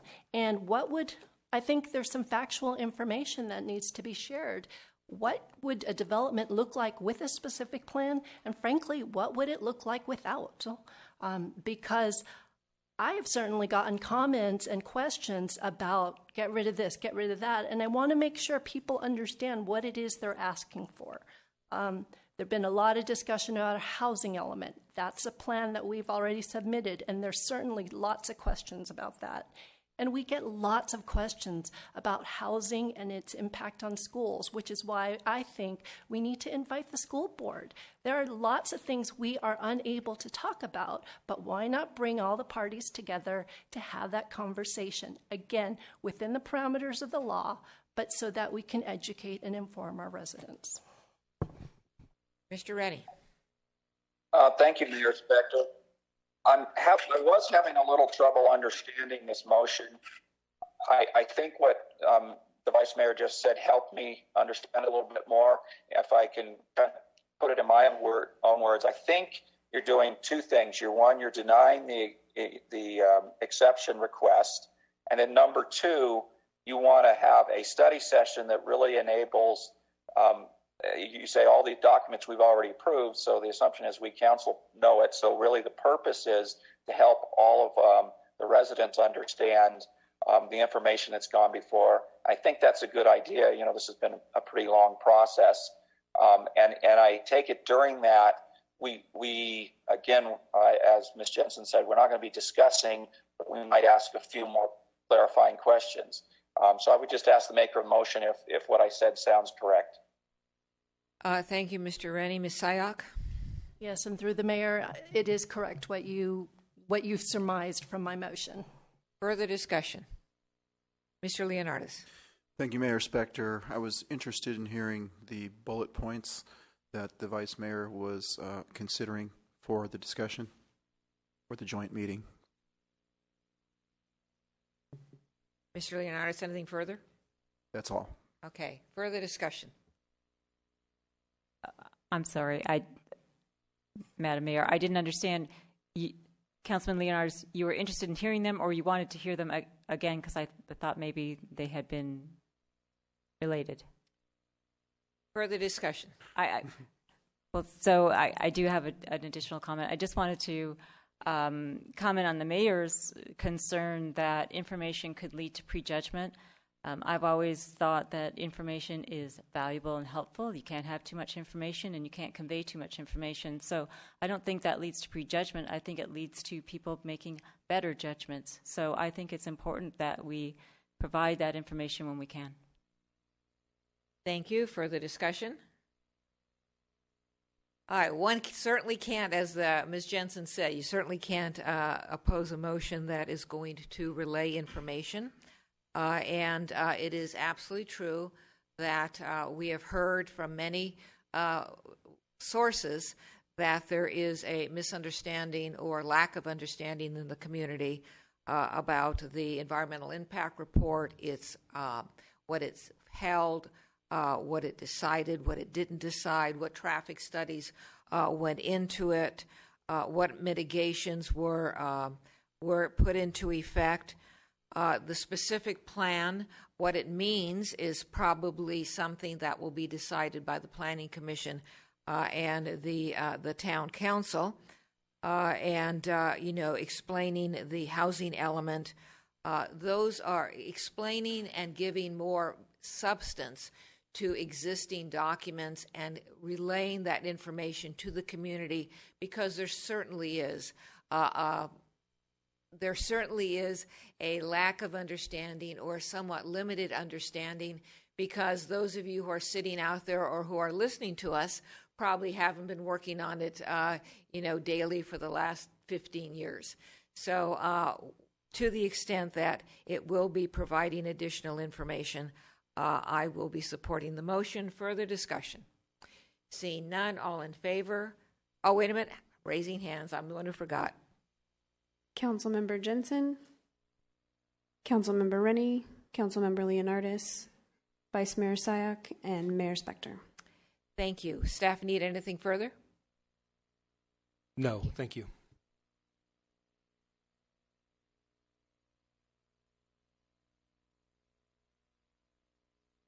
All right, agenda item 7, which is Plan Development Application PD 14001, Mitigated Negative Declaration ND 14002, Project Location 16212 Los Gatos Boulevard, this comes up from a denial of the plan development application by the Planning Commission. I do have cards on this, but before we get to that, staff report. Thank you again. Proposed development contains 11 single-family detached residences with an overall density of 10.6 units per acre. The development would include one for sale BMP unit. The home sizes would range from 2,155 square feet to approximately 3,700 square feet. The planned development, or PD overlay, is required for the project due to the zoning exceptions requested, which are listed in detail in your staff report, but include reduced setbacks and exceptions to the maximum permitted floor area ratio. The Planning Commission considered the application on February 24th, forwarded a recommendation of denial to the Town Council. The minutes of that meeting, as well as the community correspondence on the item, are contained in your staff report. The applicant has taken the community's input into consideration and provided an additional residential conceptual plan for the Town Council to consider this evening, which proposes 8 fully detached single-family residences within the project site. The design does not include details like floor area or setbacks, so any additional analysis cannot be provided by staff at this time. The applicant is looking for specific feedback as to the most appropriate use of the site. While the applicant believes that use is fully residential, he is open to additional direction and looks to incorporate those comments into the project moving forward. Staff has concerns regarding the design and intensity of the project as it relates to neighborhood compatibility. Based on this analysis, staff recommends the Council accept the recommendation by the Planning Commission and deny the proposed project. This completes staff's report. We are here if you have any questions. Questions of staff? Seeing none, I will call the applicant up. Applicant has 10 minutes and could be a person or the person's team.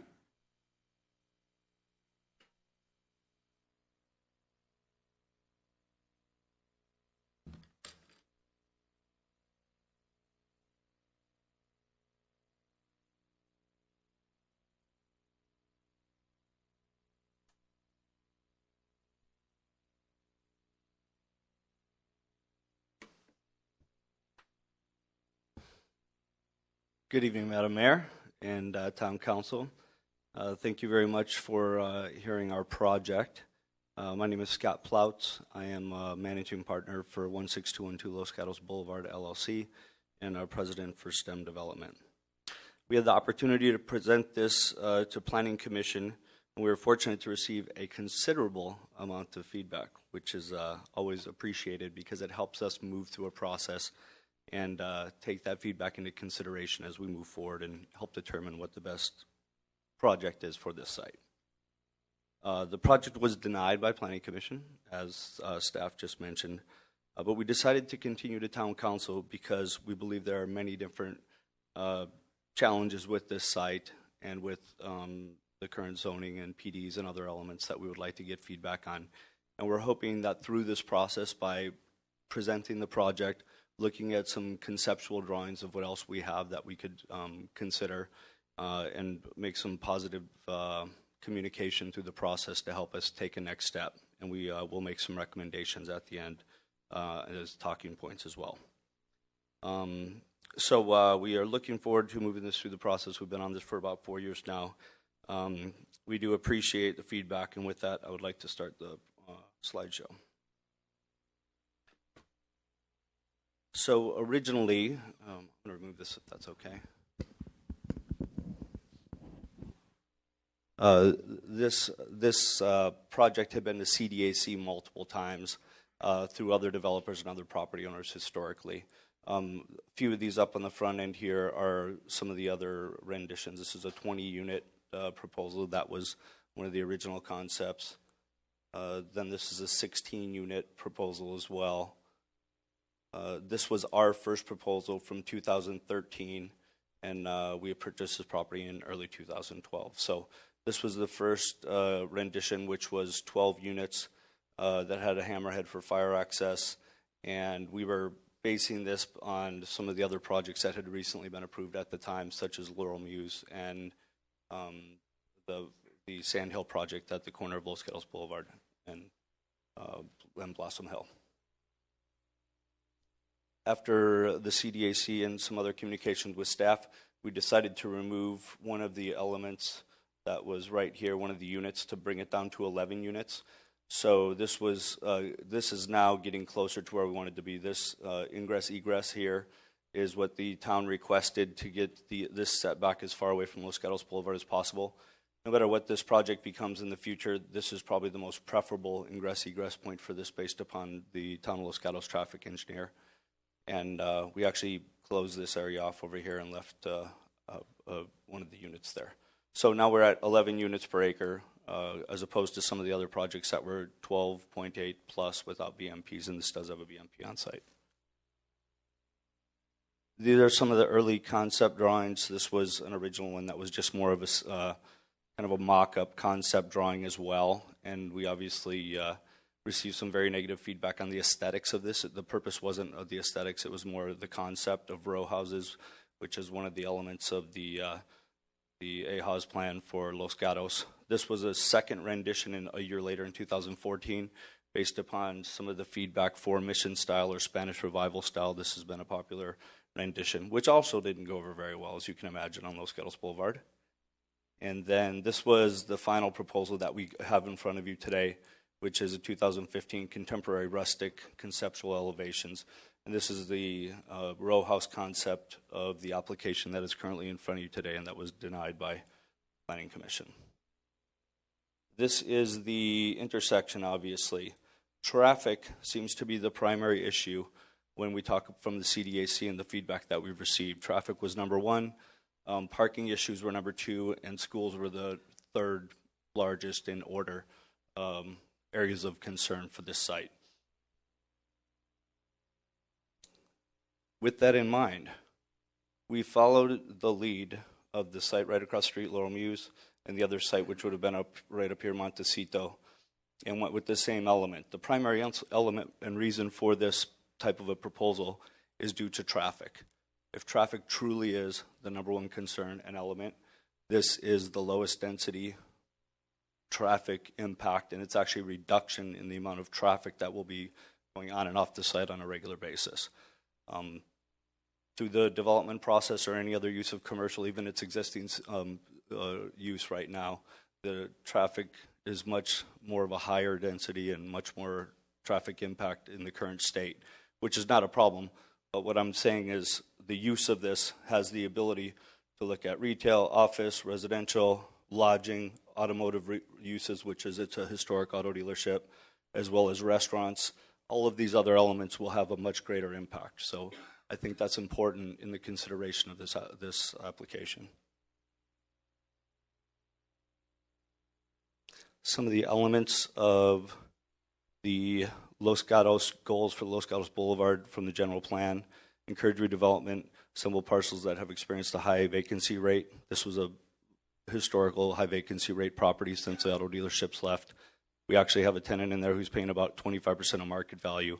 It has the perception of being healthy right now, and people continue to say that, but it is not a good tenancy. Our currents have been in the property now on month-to-month leases for over a year. So that will be changing at some point in the near future, as agreed to when we originally went through the CUP process with the town of Los Gatos. Pedestrian amenities and design were part of the process. Increased residential opportunities in the commercial zones, multifamily residential, and concentrated south of Los Gatos Almaden Road. These were all some of the elements that helped us move to these decisions in the design of this plan. transition from higher intensity uses on the north end to lower intensity uses on the south end of Los Gatos Boulevard. This is obviously a lower intense use than what we would see with commercial, so that was another element. Los Gatos Boulevard shall incorporate family and residential orientation. Adjacent residential areas should have some smooth transitions, so obviously the neighbors like having residential to residential as opposed to residential to commercial for most of the direct neighbors. Establish boundaries for the commercial along Los Gatos Boulevard adjacent residential neighborhoods. These are all elements of that plan that are incorporated into this design and concept. This was the original row house style that did not fly well. Here's some pictures and concepts, very high-end, luxurious row house elements. And the community did not like this on Los Gatos Boulevard. There's other applications in town that people do prefer it in, and we continue to hear that same feedback, and we understand that. So what did we do from there? This is the Los Gatos Boulevard. As you transition around Los Gatos Boulevard onto Shannon Road, this is what the traditional single-family homes look like in the back. So what we decided to do was bring you another concept, having the opinion that this is probably not going to fly well based upon a unanimous decision to reject from the Planning Commission. We thought we would bring you a concept. This is the lowest density that we could actually put on this site. It's an 8-unit concept where we actually take one of the units, ingress, egress, off of Los Gatos Boulevard for this last unit only, and 7 other units on here as opposed to 11 access on Shannon Road at this time. So this is a fully conforming setbacks, 25 feet here, which as opposed to about less than 10 feet on the other application right now. And this is 15 feet and 20-foot setbacks here now to give the neighbors all the required setbacks that would be for normal zoning. There's a visual overhead. Here's some concept drawings. You'll see that there's a much more green space between the units at that point. These are rough concepts similar to our first concept of the other plan as well. So my last minute here, I'd just like to wrap up and just say that throughout the process, as we transition, if you so decide and determine to follow the Planning Commission's lead and not approve the application at hand, these are some things we would like to use as talking points to hopefully make it productive to move us through a process. And we'd like to have you take into consideration the 8-unit residential proposal as a concept, or a conforming commercial proposal, which we have several of them that people are already contacting us with interest. And we have taken those into consideration. We'd like to request a continuance back to Planning Commission and City staff to refine our design and work out the details of either one of these based on what the best motion is moving forward on this. If you fully conforming commercial is desired to use the property, would require a PD based on the previous council direction, one of the issues that we have open, in all residential proposals, would a general plan amendment be required? And overall, we would appreciate the ability to proceed the process seamlessly as possible to town council's direction under the current application, even if major changes required. Thank you. Questions? Thank you. Ms. Jensen. I have one question for the staff and then a few questions for Mr. Ploutz, if I may. The question for the staff is, am I correct in assuming that the only question before us tonight is the original 11-unit proposal, which we have the unanimous recommendation for denial, and so any further discussion would be new noticing and a different hearing, correct? That would be staff's recommendation. Okay. Mr. Ploutz, my questions for you are, could you put your first slide up again, please? Yes, I can.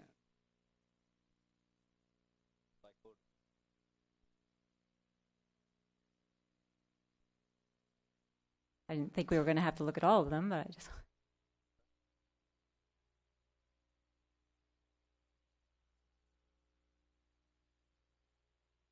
Are you saying the first concept The drawing? very first thing you put up. Sure. The black and white site plan. This There one? you go, that one. There you go. That is your current proposal, correct? That is what you took to the Planning Commission. That's what the Planning Commission recommended denial on? That is correct. Correct? That is correct. Would you tell me where the optimum quantity and use of open space is on that site plan? To meet your needs, Councilmember Not to meet my needs, Jensen. but to tell me where on that site plan Right there. do I That- see the optimum quantity and use of open space? This would be the primary element that was changed from the CDAC originally when we had that on site, and then Each one of these units has decks and bistro seating on the front as well. So that Those that top right-hand corner is your open space? Yes, a community gathering area for the people that live. How in the large is complex.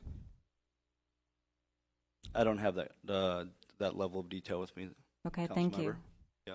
You mentioned the lease that you currently have in place with Artisan Wine Depot, that tenant is paying 25% less than market. That's correct. And is it correct that he's paying 25% less than market because the lease was drawn up anticipating his eviction for your project? I would say that is an incorrect statement. It wasn't in lease. We were actually allowing him to stay there for 2 years and allowing him to go on a month-to-month after that. It wasn't about an eviction. It was about a short-term notice in a CUP that was defined that way. Okay, I apologize. But the 25% markdown is anticipation that he will be a short-term tenant, correct?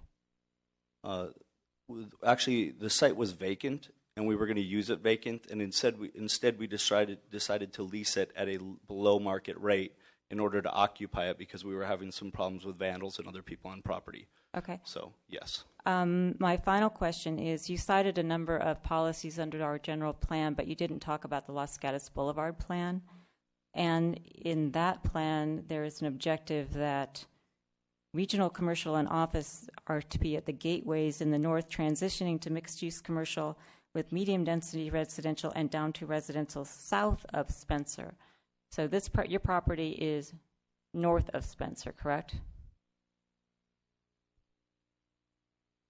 I would take your lead on that, Councilmember Jensen. I'll tell you that it is. Thank you. Thank Appreciate you. that.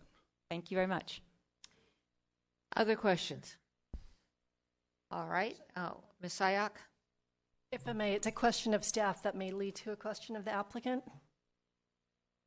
I want to understand the process. So the Planning Commission denied the application, and one of the bullet points in Mr. Ploutz's last thing is a request for a continuance back to the Planning Commission, depending on what we decide on. Based on the way our process works, if this was denied, did he have to automatically come to Town Council? There was no way to revise it so that what we're seeing now could have been looked at by the Planning Commission again? So the application before you is for a rezoning, which the Town Council is the approving body, deciding body on. The Planning Commission made a recommendation of denial and forwarded that recommendation to the Town Council for consideration. The options available to the Town Council this evening are provided in your staff report. Remanding the application with direction is one of those options, as well as giving direction for the applicant to, as far as denying the application and starting over is also an option. And one other option in that scenario would be the applicant has ability just to withdraw his application after that recommendation and start with a new application. But the process requires it to come to council even if the recommendation was denial. Staff doesn't have the ability to say, why don't you start over? It's the applicant that has to decide to withdraw his application. Mr. Leonardis? Thank you, Mayor Spector. On one of the slides, the applicant demonstrated a potential desire to have this be continued by the council back to Planning Commission with a commercial proposal. Being that this is submitted as a housing development, and if the council finds merit in the idea of a commercial proposal, would it be possible for the council to remand it back to planning and say we would like to see a commercial project, even though no such project has been presented to the planning department at this time, or to the Planning Commission at this time? Yes, that would be an option. Thank you. All right, seeing no further questions, I do have speaker cards, and so I will go to them. Tony Alarcon.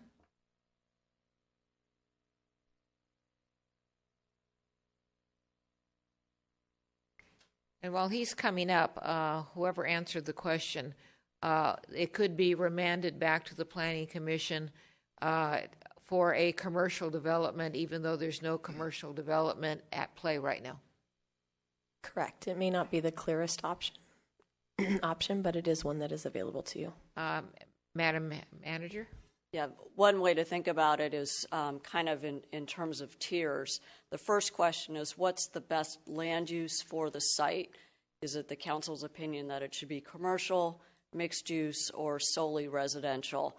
And then you would decide whether or not to deny or approve this particular application accordingly. Fundamentally, if you decide commercial is the best use, then essentially a denial means the applicant has the ability to file a new application and start over. Can I just add to that for clarification? Thank you. And because the clarification helped, because the prior answer made it sound as though this application segued back to the Planning Commission or could segue back as a commercial. I think given the iterations that this site has undergone, it would be cleaner if we decide on the 11-unit project and then provide direction that the applicant can consider in terms of an 8-unit project or commercial or some other variation, and then they can go forward with the new application. Correct. Thank you. Mr. Alarcon. Yes, Tony Alarcon, 229 Johnson Avenue, Los Gatos. Been a resident since started in '91. In looking at the site, I actually took a picture of it, and when the story poles were up, I wanted to point out that the view of the hills were lost, and this particular development, I think the views of the hills are something that we cherish here in town and something that I would like to see maintained. It's interesting that the developer mentioned Laurel Views, because I was here when that application was approved. And that application and that development with that density, which I call sardines in a can, was promised on the auspice to be affordable housing. And because the lots would be 2,500 square foot lots, they wouldn't generate the same amount of rate of students. Well, we know now that's not true. We know that that development is not a favorite development of the people of the town of Los Gatos, nor many past council members, and I believe current. It's clear to me, with all due respect to the developer, looking at his site, STEM development, he pronounces sustainability. And I believe that the best use for that site is commercial. It should be a restaurant. The town should allow outdoor seating around the restaurant. That way people in that area can walk to a nice restaurant. There's not many restaurants there that they can walk to, except for in the opposing shopping center. That type of development, maintaining commercial, would generate greater tax revenue for the town. It would service the local neighborhoods, which many people have mentioned that they wanted. And actually, it's more profitable long-term than a mere 11-unit development. Putting 11 units, even 8 units, on the 1-acre parcel there isn't a fair trade for the town, nor for the children. I mean, when you look at they use the parking lot now for pickup, and the wine is nice, but the school and crossing guard, wearing my orange vest here, I would just like to encourage you to help give good guidance to the developer so that he can further develop the property into a restaurant for commercial use to better serve our town, to generate the best tax dollars and the best sustainable long-term profit for the developer. Thank you. Thank you. Roy Moses.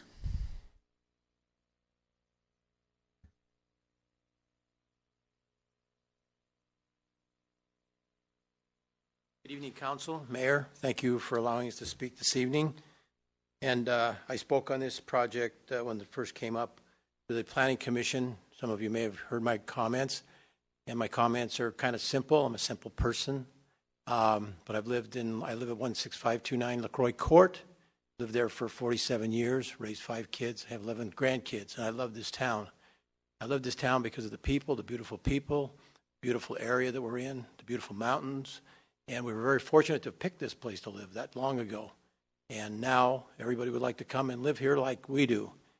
Unfortunately, this town cannot absorb all the amount of people that want to come here, can't absorb all the developers that want to build the projects that they want to build here. And unfortunately, I know that most of you on the council were not here when many of these things began years ago.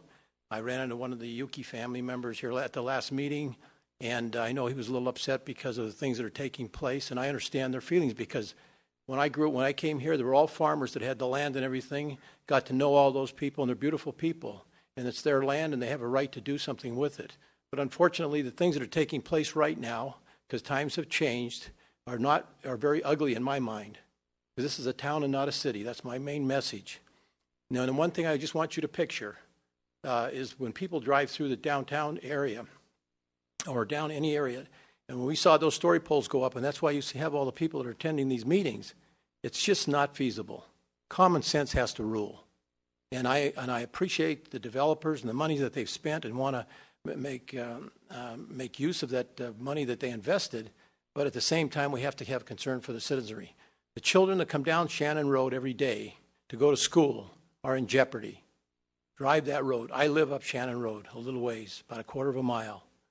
And you cannot have this kind of traffic and the rampant things that are taking place without having plans ahead. And I know it's not, you weren't here in the beginning, but this has just gone out of hand. And I don't know what the answer is, mixed-use development, commercial, whatever.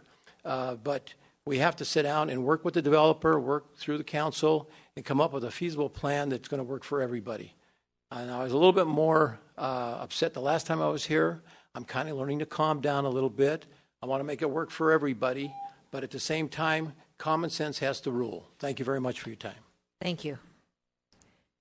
Norman Plischke, and I may have mispronounced it, but I'm going to blame it on the way you printed. Pronounces my name correctly. It's Plischke. I live at 16770 Magnuson Loop, which is the property directly behind the proposed project. It's that little L-shaped section there. And I live there with my wife and 2 teenage daughters, and we currently oppose the 11-unit project. Felt it was way too dense. I'm understanding he's requesting a variance on the setback to create more space for his units, which would encroach on my property line. There's 7 or 5 trees that would have to be demoed. I have a large cedar on my property that would probably have to be hacked in half in order for these units to fit. I believe a project should have the standard setbacks that are normal for a project, which looks like the new one looks much better. I think the appearance of it doesn't fit at all with any consistency with anything in the neighborhood. I did meet him when he bought the property 4 years ago. I actually loaned him a set of my plans for my home, which is a 1930s Tudor, and he mentioned he might go with that direction for design, and I thought that was wonderful. Tudor houses on that property, so I was for that. And my property, nobody really knows this, but it actually sits 3 feet lower than the level of the project.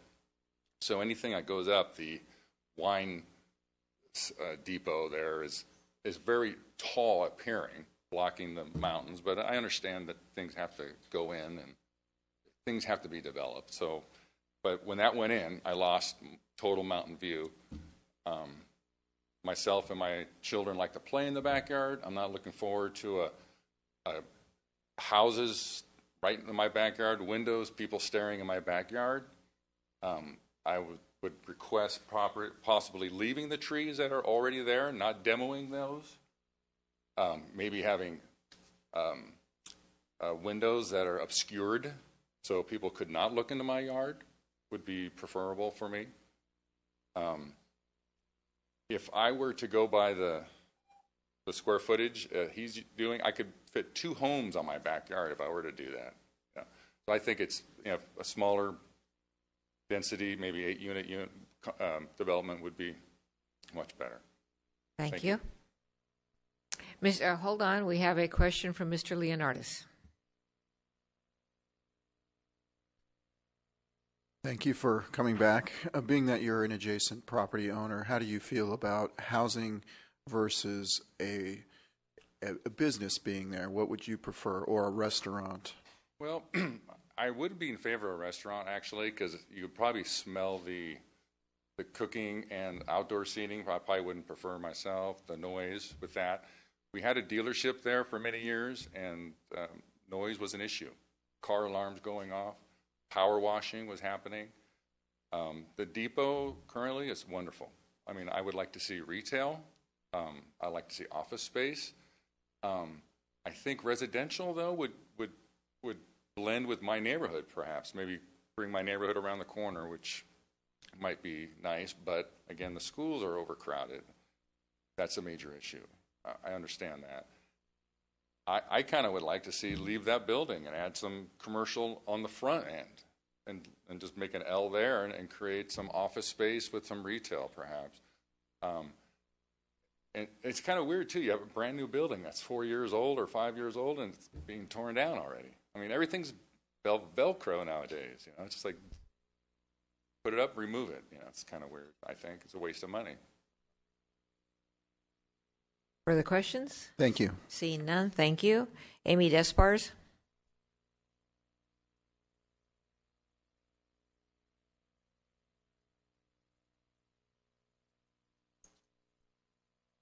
I love my new hobby, coming to all of these meetings. Yes, I am standing here again. And I'm asking that the town staff, the Planning Commission, and the Town Council please listen to our community members. Be proactive in preserving what is left of our wonderful town. I'm so passionate about this that I promote it through my neighborhood, through other neighborhoods, through friends. People have said, why don't you run for town council? And I said, because then I don't get to have an opinion.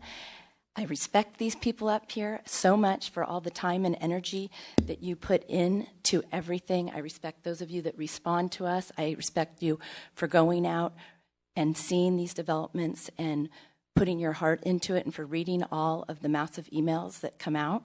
So it's just a lot of time and energy that I respect, and I'm very appreciative. And I know a lot of people here are, especially tonight with the outcome of the last North 40 little verdict. But I am asking you to really think about what is going to go in on the corner of Shannon Road and Los Gatos Boulevard. I could go on and on and on, but I'm sure as all you have to do is watch the last Planning Commission meeting to see really what people want. So I don't want to reiterate any of that, but I really recommend, if you have not watched that, if you just watch that, it was very evident what the town wants there. And I also really cannot encourage enough. I mean, years ago, I worked on and gave input to the general plan for the Los Gatos Boulevard, and I feel like we cannot develop anything more on the Los Gatos Boulevard until we thoroughly reevaluate what that general plan looks like. It's just now becoming piecemealed with Laurel Muse and what's the new coffee pizza place? Swanson Ford. It's just all kind of getting chopped up now instead of following the general plan. And I would request, which I've done in the past too, is no more medical. We don't need any more medical. On the corner of Gateway, there was supposed to be mixed with medical. We got all medical. And I would also request no more burrito, burger, or pizza places at our end of town. We want another nice restaurant like a Viva or something like that. So when you're considering this, I know tonight is just about the residential, which I strongly disagree with, but when you go to consider, if you look, because it's for sale right now, posted, that it is not being sold as a residential. It is being sold as build what you would like, build to suit, with retail, auto, but nothing that says residential. So please consider that. Thank you. Dick Clift?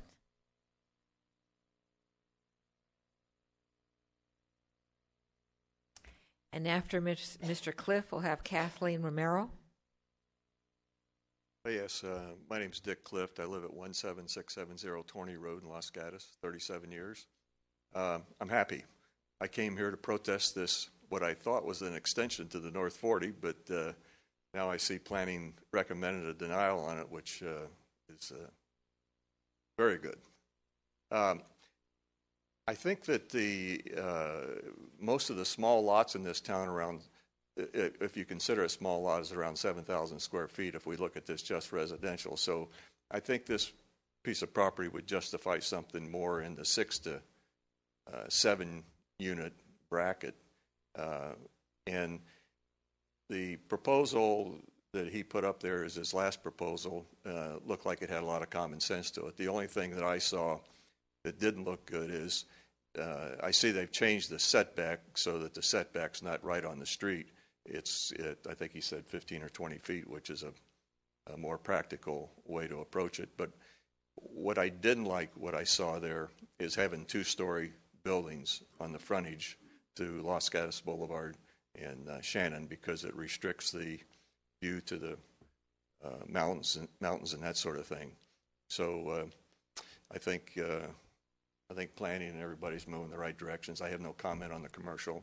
I'm glad to see you decided what you decided on the denial, though. Thank you. Thank you. Kathleen Romero, who will be followed by Bruce McCombs.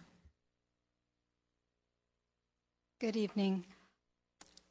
I spoke as well at the Planning Commission, and I decided it was important for me to come back, rearrange my schedule to come back tonight, just to make sure that everyone understood that I haven't changed my mind.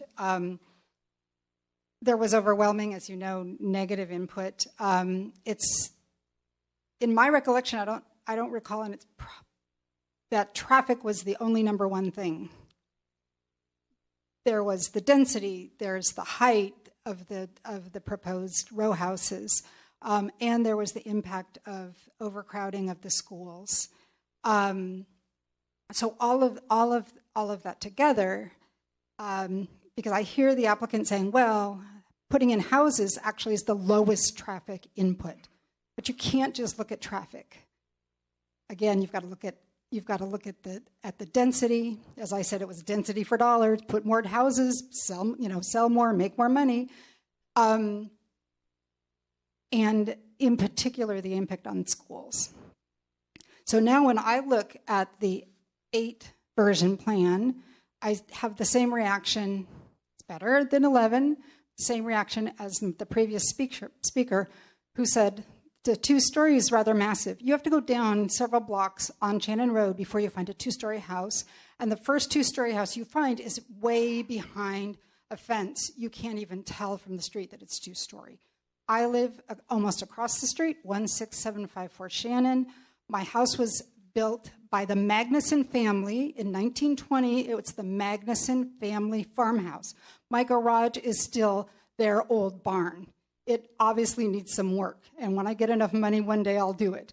But it's an old craftsman, that kind of cottagey look, that's what you see on Shannon Road. That's what you see on Shannon Road. You go across the street to Laurel Mews, and at least their 2 stories are peaked so they don't look massively square, and where they have a 3rd story, they've gone to basements. So, and in fact, down the street on Shannon, there are 2 side-by-side 1-story houses that are really 2 stories because they have full basements. So, and interestingly enough, there was a piece of property next to my house, which is now built, but years ago, there was to have been a 2-story house built there, and the house that did get built is not 2-story, and it was turned down. And the town, or the Planning Commission, has turned down 2-story houses on single-family properties. So anyway, okay. I guess back to planning to do a better job, I guess, if that's the right decision. But I still disagree with the plan as it is. Thank you. Thank you. Bruce McCombs, followed by Audrey Christensen. Good evening, Madam Mayor, Town Council. Thanks for giving me the opportunity to speak. My name is Bruce McCombs. I live at 16160 Kennedy Road in Los Gatos. Lived here all my life. What a great town. And I just want to thank you right now for the vote that you took regarding the North 40 to give us a chance to take a look at things. And now as far as this project on Shannon and Los Gatos Boulevard, I drive by that site daily, as does my wife. We shop at Lenardi's regularly and do most of our business as much as we can in town in Los Gatos Boulevard, and I'm very familiar with the site. I've known for a long time that wine depot obviously could not support that site. It needs to be developed. There's no question. I'd like to see a restaurant there. I think commercial is the appropriate decision for that project.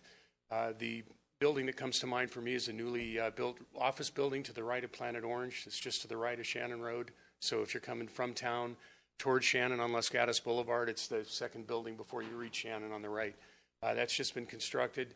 When I first saw the story poles, I thought it was probably too massive. It looks right. It looks like they've done a good job there. It's not too anything. So that's really the kind of direction I'd like to see that property be developed. I think 20 houses is kind of out of touch. 15, 11, 8 is still too many, in my opinion. And I'm not making the decisions here, but it's just my observation that this is just too many houses for too small a property. I hope you'll agree with that. And I thank you for the opportunity to speak. Thank you. Thank you. Audrey Christensen and then Barnaby James.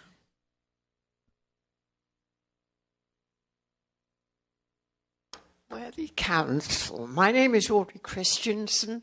I live 16751 on Magnuson Loop and have lived there for 40 years. Now, it was my impression that this piece of land was designated commercial.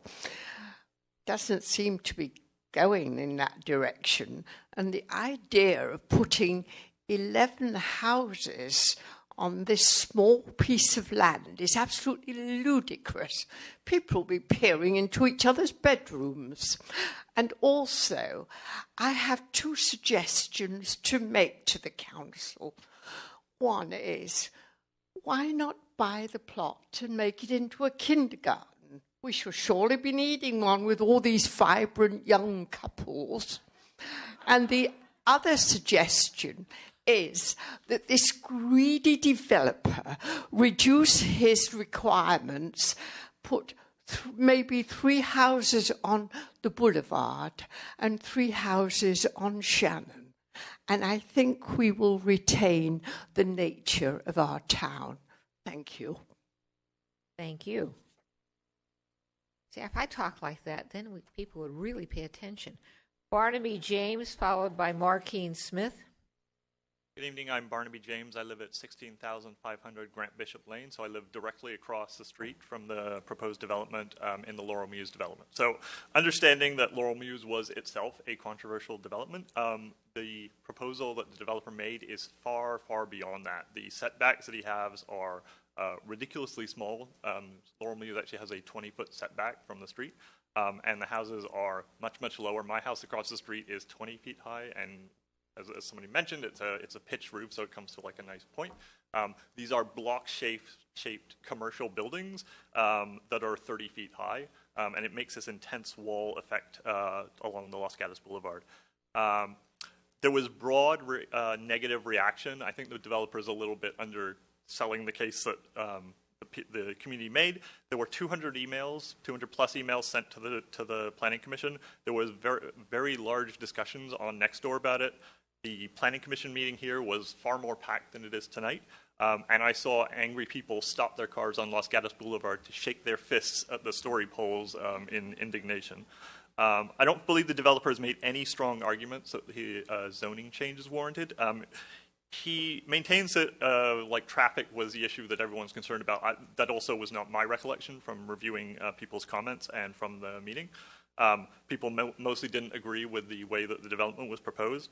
Even the traffic analyst that he brought with him pointed out that the traffic report he had done was based on a simulation from a used car lot in San Diego, and said that the numbers are basically inconsequential, and that it was basically like very little impact anyway, so it wasn't really clear that traffic should be a motivation for the zoning change.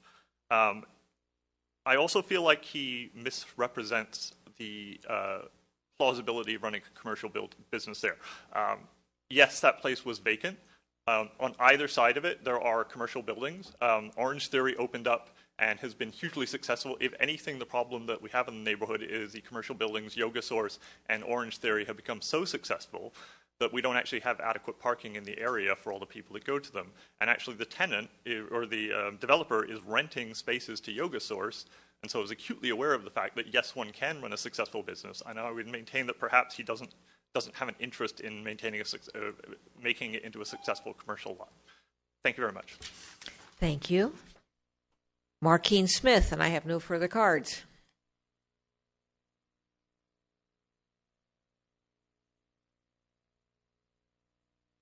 Hi, I just wanted to share with you a couple of things it's, you know, hearing all these development issues, and some of them are really specific, and some of them are vast, and some of them are small. But there is this thing, you may be aware of it already, but I'm gonna put it up on the.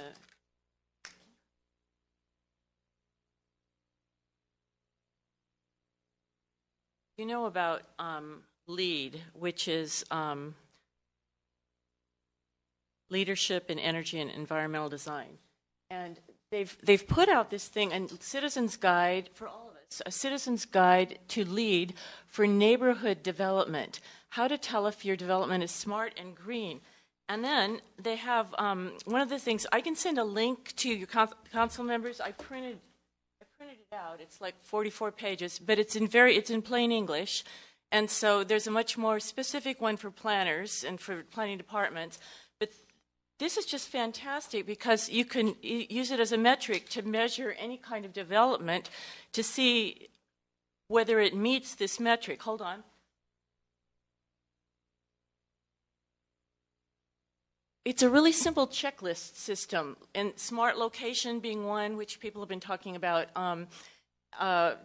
Preferred location for and whether the trees are saved. I mean, it's just one thing after the next that we all are really concerned with and talking about. And it's cheap, it's free. I mean, we could use this without having to pay any consultants or anything. These people have already done it. If you would like links, I'll send them to you. And I can also leave this. But then one other thing I wanted to show you. This is a giant, like 1.5-inch thick book. At the end of the North 40 discussion, the applicant's lawyer came up and it kind of implied that she would sue us, or it would be possible to sue us if we didn't build enough affordable housing. And she said that's online later on, that group, the North 40 group, said that Pleasanton had lost their suit. Pleasanton won their suit. All the citizens won because they developed this giant thing that's called a climate action plan. And they're limiting greenhouse gases. They're limiting transportation problems. They're doing just fantastically. And it was a result of that lawsuit. And they did get their 29,000. They're much bigger than we are. So they got their 29,000 affordable housing in a way that the entire community came together and supported because it was sustainable. And so I just wanted to share that with you, and that's also online, and I'll also link you emails if you'd like. It's really big to print it out. If anybody wants my copy, you can have it. Hey, thank you very much. We have a question, Ms. Sayak. Ms. Smith, correct? Yes, thank you. Mr. Schultz, do you mind just getting the information on that so that could be incorporated into our informational session? Sure. Thank you. Thank you. Any other questions? Seeing none. I have no other cards. Nobody's running forward, so I'm going to close the public testimony portion of our hearing. First of all, does anyone have questions of staff? Mr. Leonardis. I just had a question if Mr. Plouts had an opportunity to come forward. You know what? Again. Thank you. You are just right on top of it. Mr. Plouts, sorry about that. You have 5 minutes. I won't take 5 minutes of your time, but some of the content that some of the community members were speaking about, I was referring to our early discussions in the CDAC when both now Mayor Spector and Councilmember Jensen were part of those early discussions, and we received multiple times and points of feedback around these projects and development. Through the process, we are still trying to work our way and looking forward to a healthy dialogue to help manage and get to that point. And our real request tonight is the land use discussion. And we definitely understand the amount of negative energy that is around the project that is currently on the table. The reason why we decided to complete the process that we've been working on for over 4 years is to give the deciding governing body, which is the town council, not the planning commission, the opportunity to provide anything that they believe would help move this to a point of development. The project is primed for development, as one of the community members just stated. It is very underutilized. There's many current challenges with it financially, and there's going to be some type of action that we would like to take, and we're trying to keep it in a useful manner that can be utilized for both the current retail tenant. We are currently leasing over 40 spaces to Yoga Source as well to help them. We have many people, bandit parking for lack of a better term is what the term has been going around the community, with people from Orange Theory and the soccer mom minivan concept coming through on a regular time, twice a day. And we are looking for the element of that goodwill while we continue to work on a solution that's in the best interest of the community and allowing the site to be utilized for these purposes. So anything that you can provide to help us move through this process in a seamless manner would be greatly appreciated, so we can continue with the momentum we have. We've taken the feedback from the community of the 11 units and looked at an 8-unit option. Other than that, we do have some commercial options that will be coming forward if it's so deemed by the council, or if they so choose to give us that direction, which would be very helpful.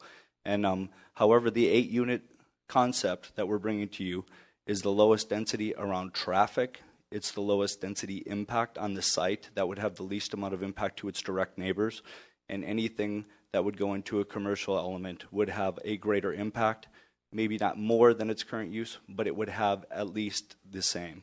So those are the points that we're referencing around the schools. Looking at the mitigated negative declaration that was provided was minimal impact at best, even with 8 units. And most of those weren't designed to have people with children in mind. Now with an 8-unit concept, if that is so preferred, it would be even less, as well as traffic on Shannon. So we hope that the council chooses to deliberate and provide some feedback, and we would greatly appreciate it, as that can be one of your decisions on how to move forward. Thank you very much. We appreciate your time. Thank you. Questions? Seeing none. Thank you, sir.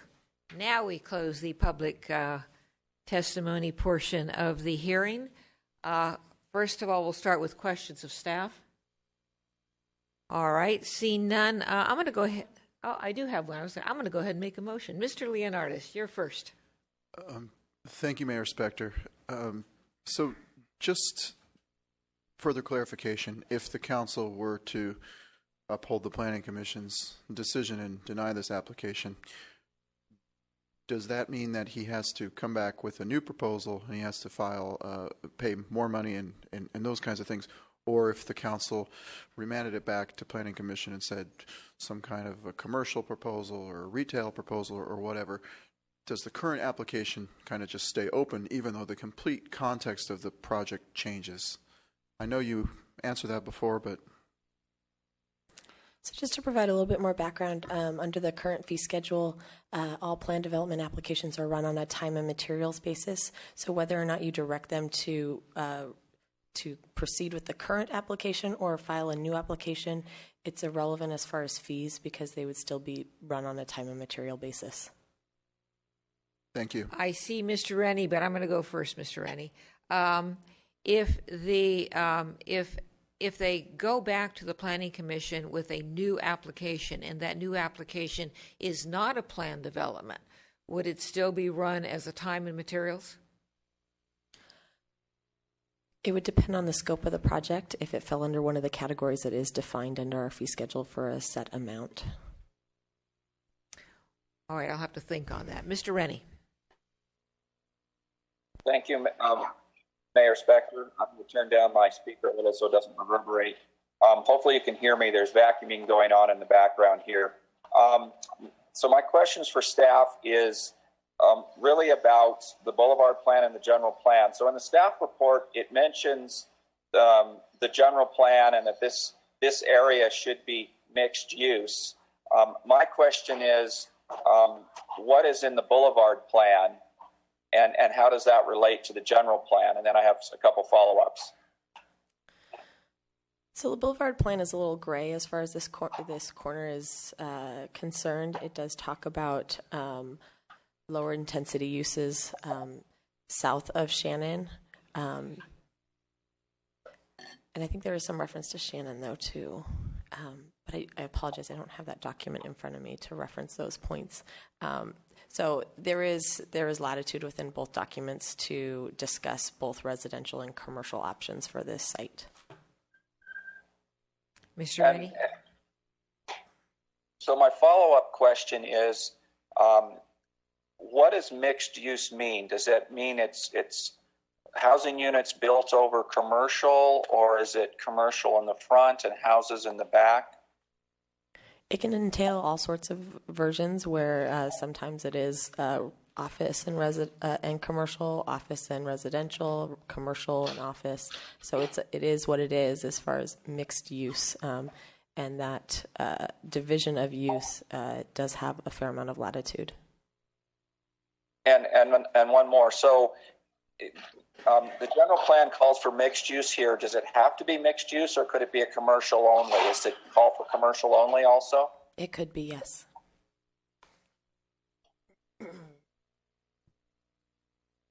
Okay, I think that's all. Thank you. Other questions? All right, now seeing no questions, I'm going to go ahead. I'm going to have two motions, but I'm going to bifurcate them. I am going to move that the Town Council accept the Planning Commission's recommendation and deny the plan development application. And that's based on several things. First of all, I don't believe that this application complies with our existing plan development ordinance.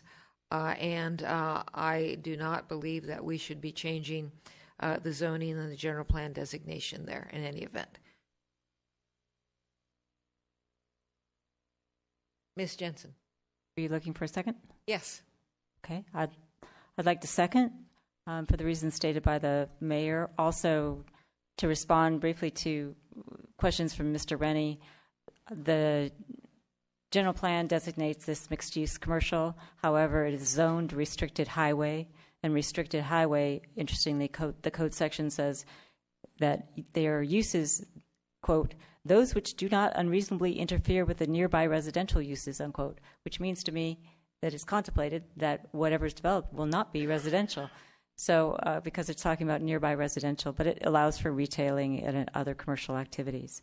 I agree with the mayor that this does not, I'm sorry, I was going to go back to the Los Gatos Boulevard plan. At the beginning of the document, it has a section titled Objectives, and one of those does indicate that regional commercial and office at the gateways in the north transitioning to mixed-use commercial with medium-density residential and down to residential south of Spencer Avenue. I agree with the mayor that this does not comport with our plan development, our current plan development code section, which requires that an overlay zone is to provide for alternative uses and developments more consistent with site characteristics, et cetera, so as to create optimum quantity and use of open space and encourage good design. I don't think that this project has done that.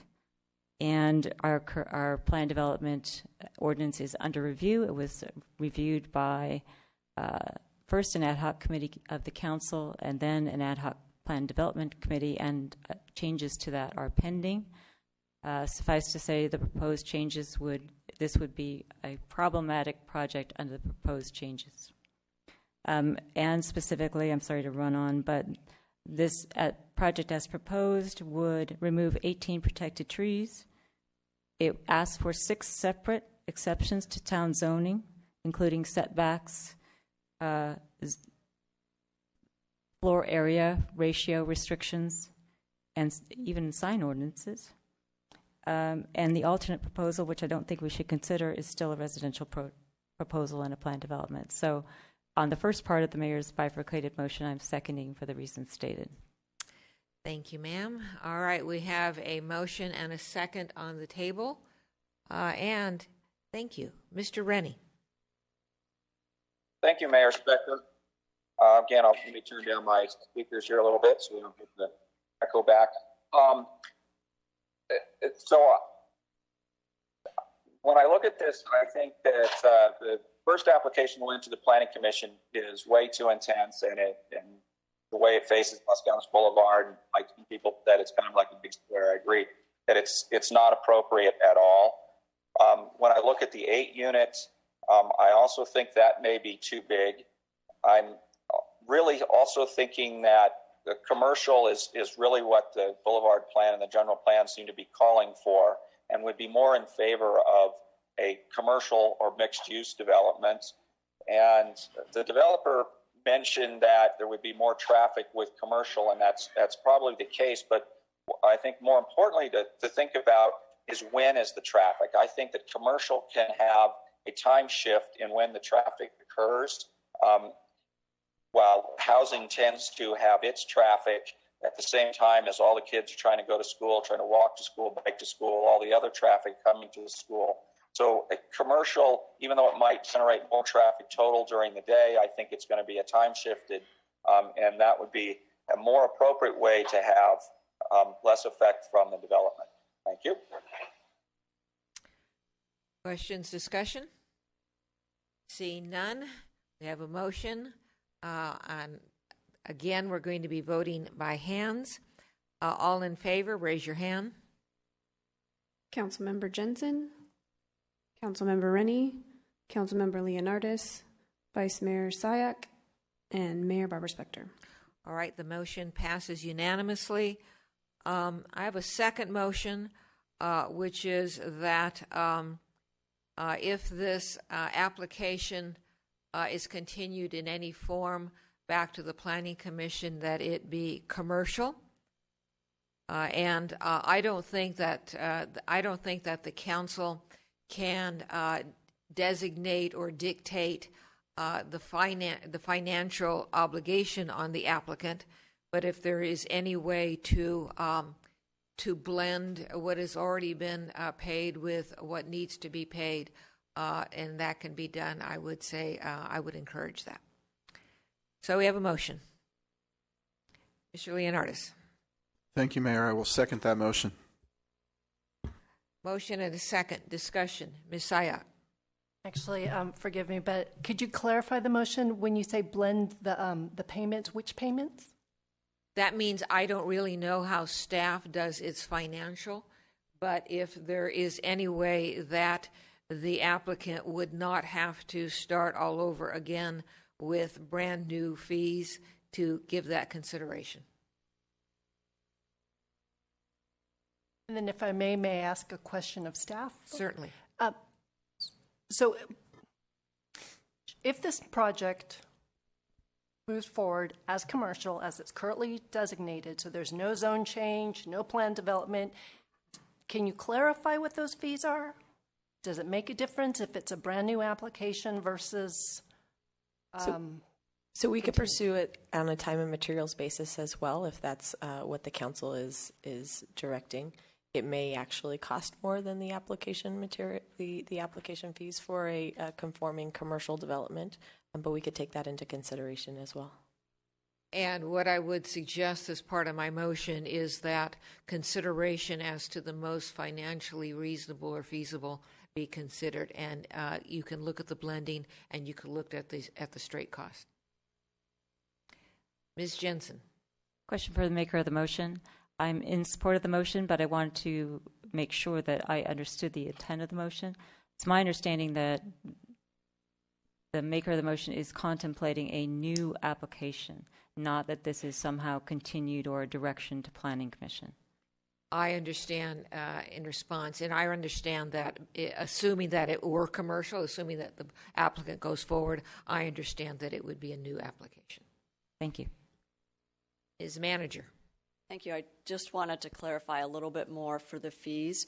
I think clearly we've got some environmental work that's already been done. So to the extent new environmental or additional environmental work needs to be done for a commercial project, we would certainly build upon what has already been done and not lose the investment that's already been made, because we don't know what kind of commercial project it's going to be. We don't know if it's going to require a hearing before the Planning Commission or maybe back to you. So we will certainly look at all the considerations to make it financially fair given the investment to date. And that is part of my motion. Further discussion. Ms. Sayak. Okay, I'll just weigh in. I will be in support of the motion. And I know, Mr. Plotz, you had asked for specific feedback. And I guess not trying to be flip, but it sounds kind of funny just to say follow the general plan. But I think in essence, that's what we're saying. It's zoned commercial. I think you heard feedback that that's the desired. In fact, there were specific recommendations given. And I think you have an opportunity to turn the corner, so to speak, and make something that people could be excited about if it's something that really fits in with the neighborhood. And I do want to thank you on behalf of a soccer mom that has used your parking lot. Thank you for that. And hopefully we can continue to provide something that is of benefit to everyone. Further discussion?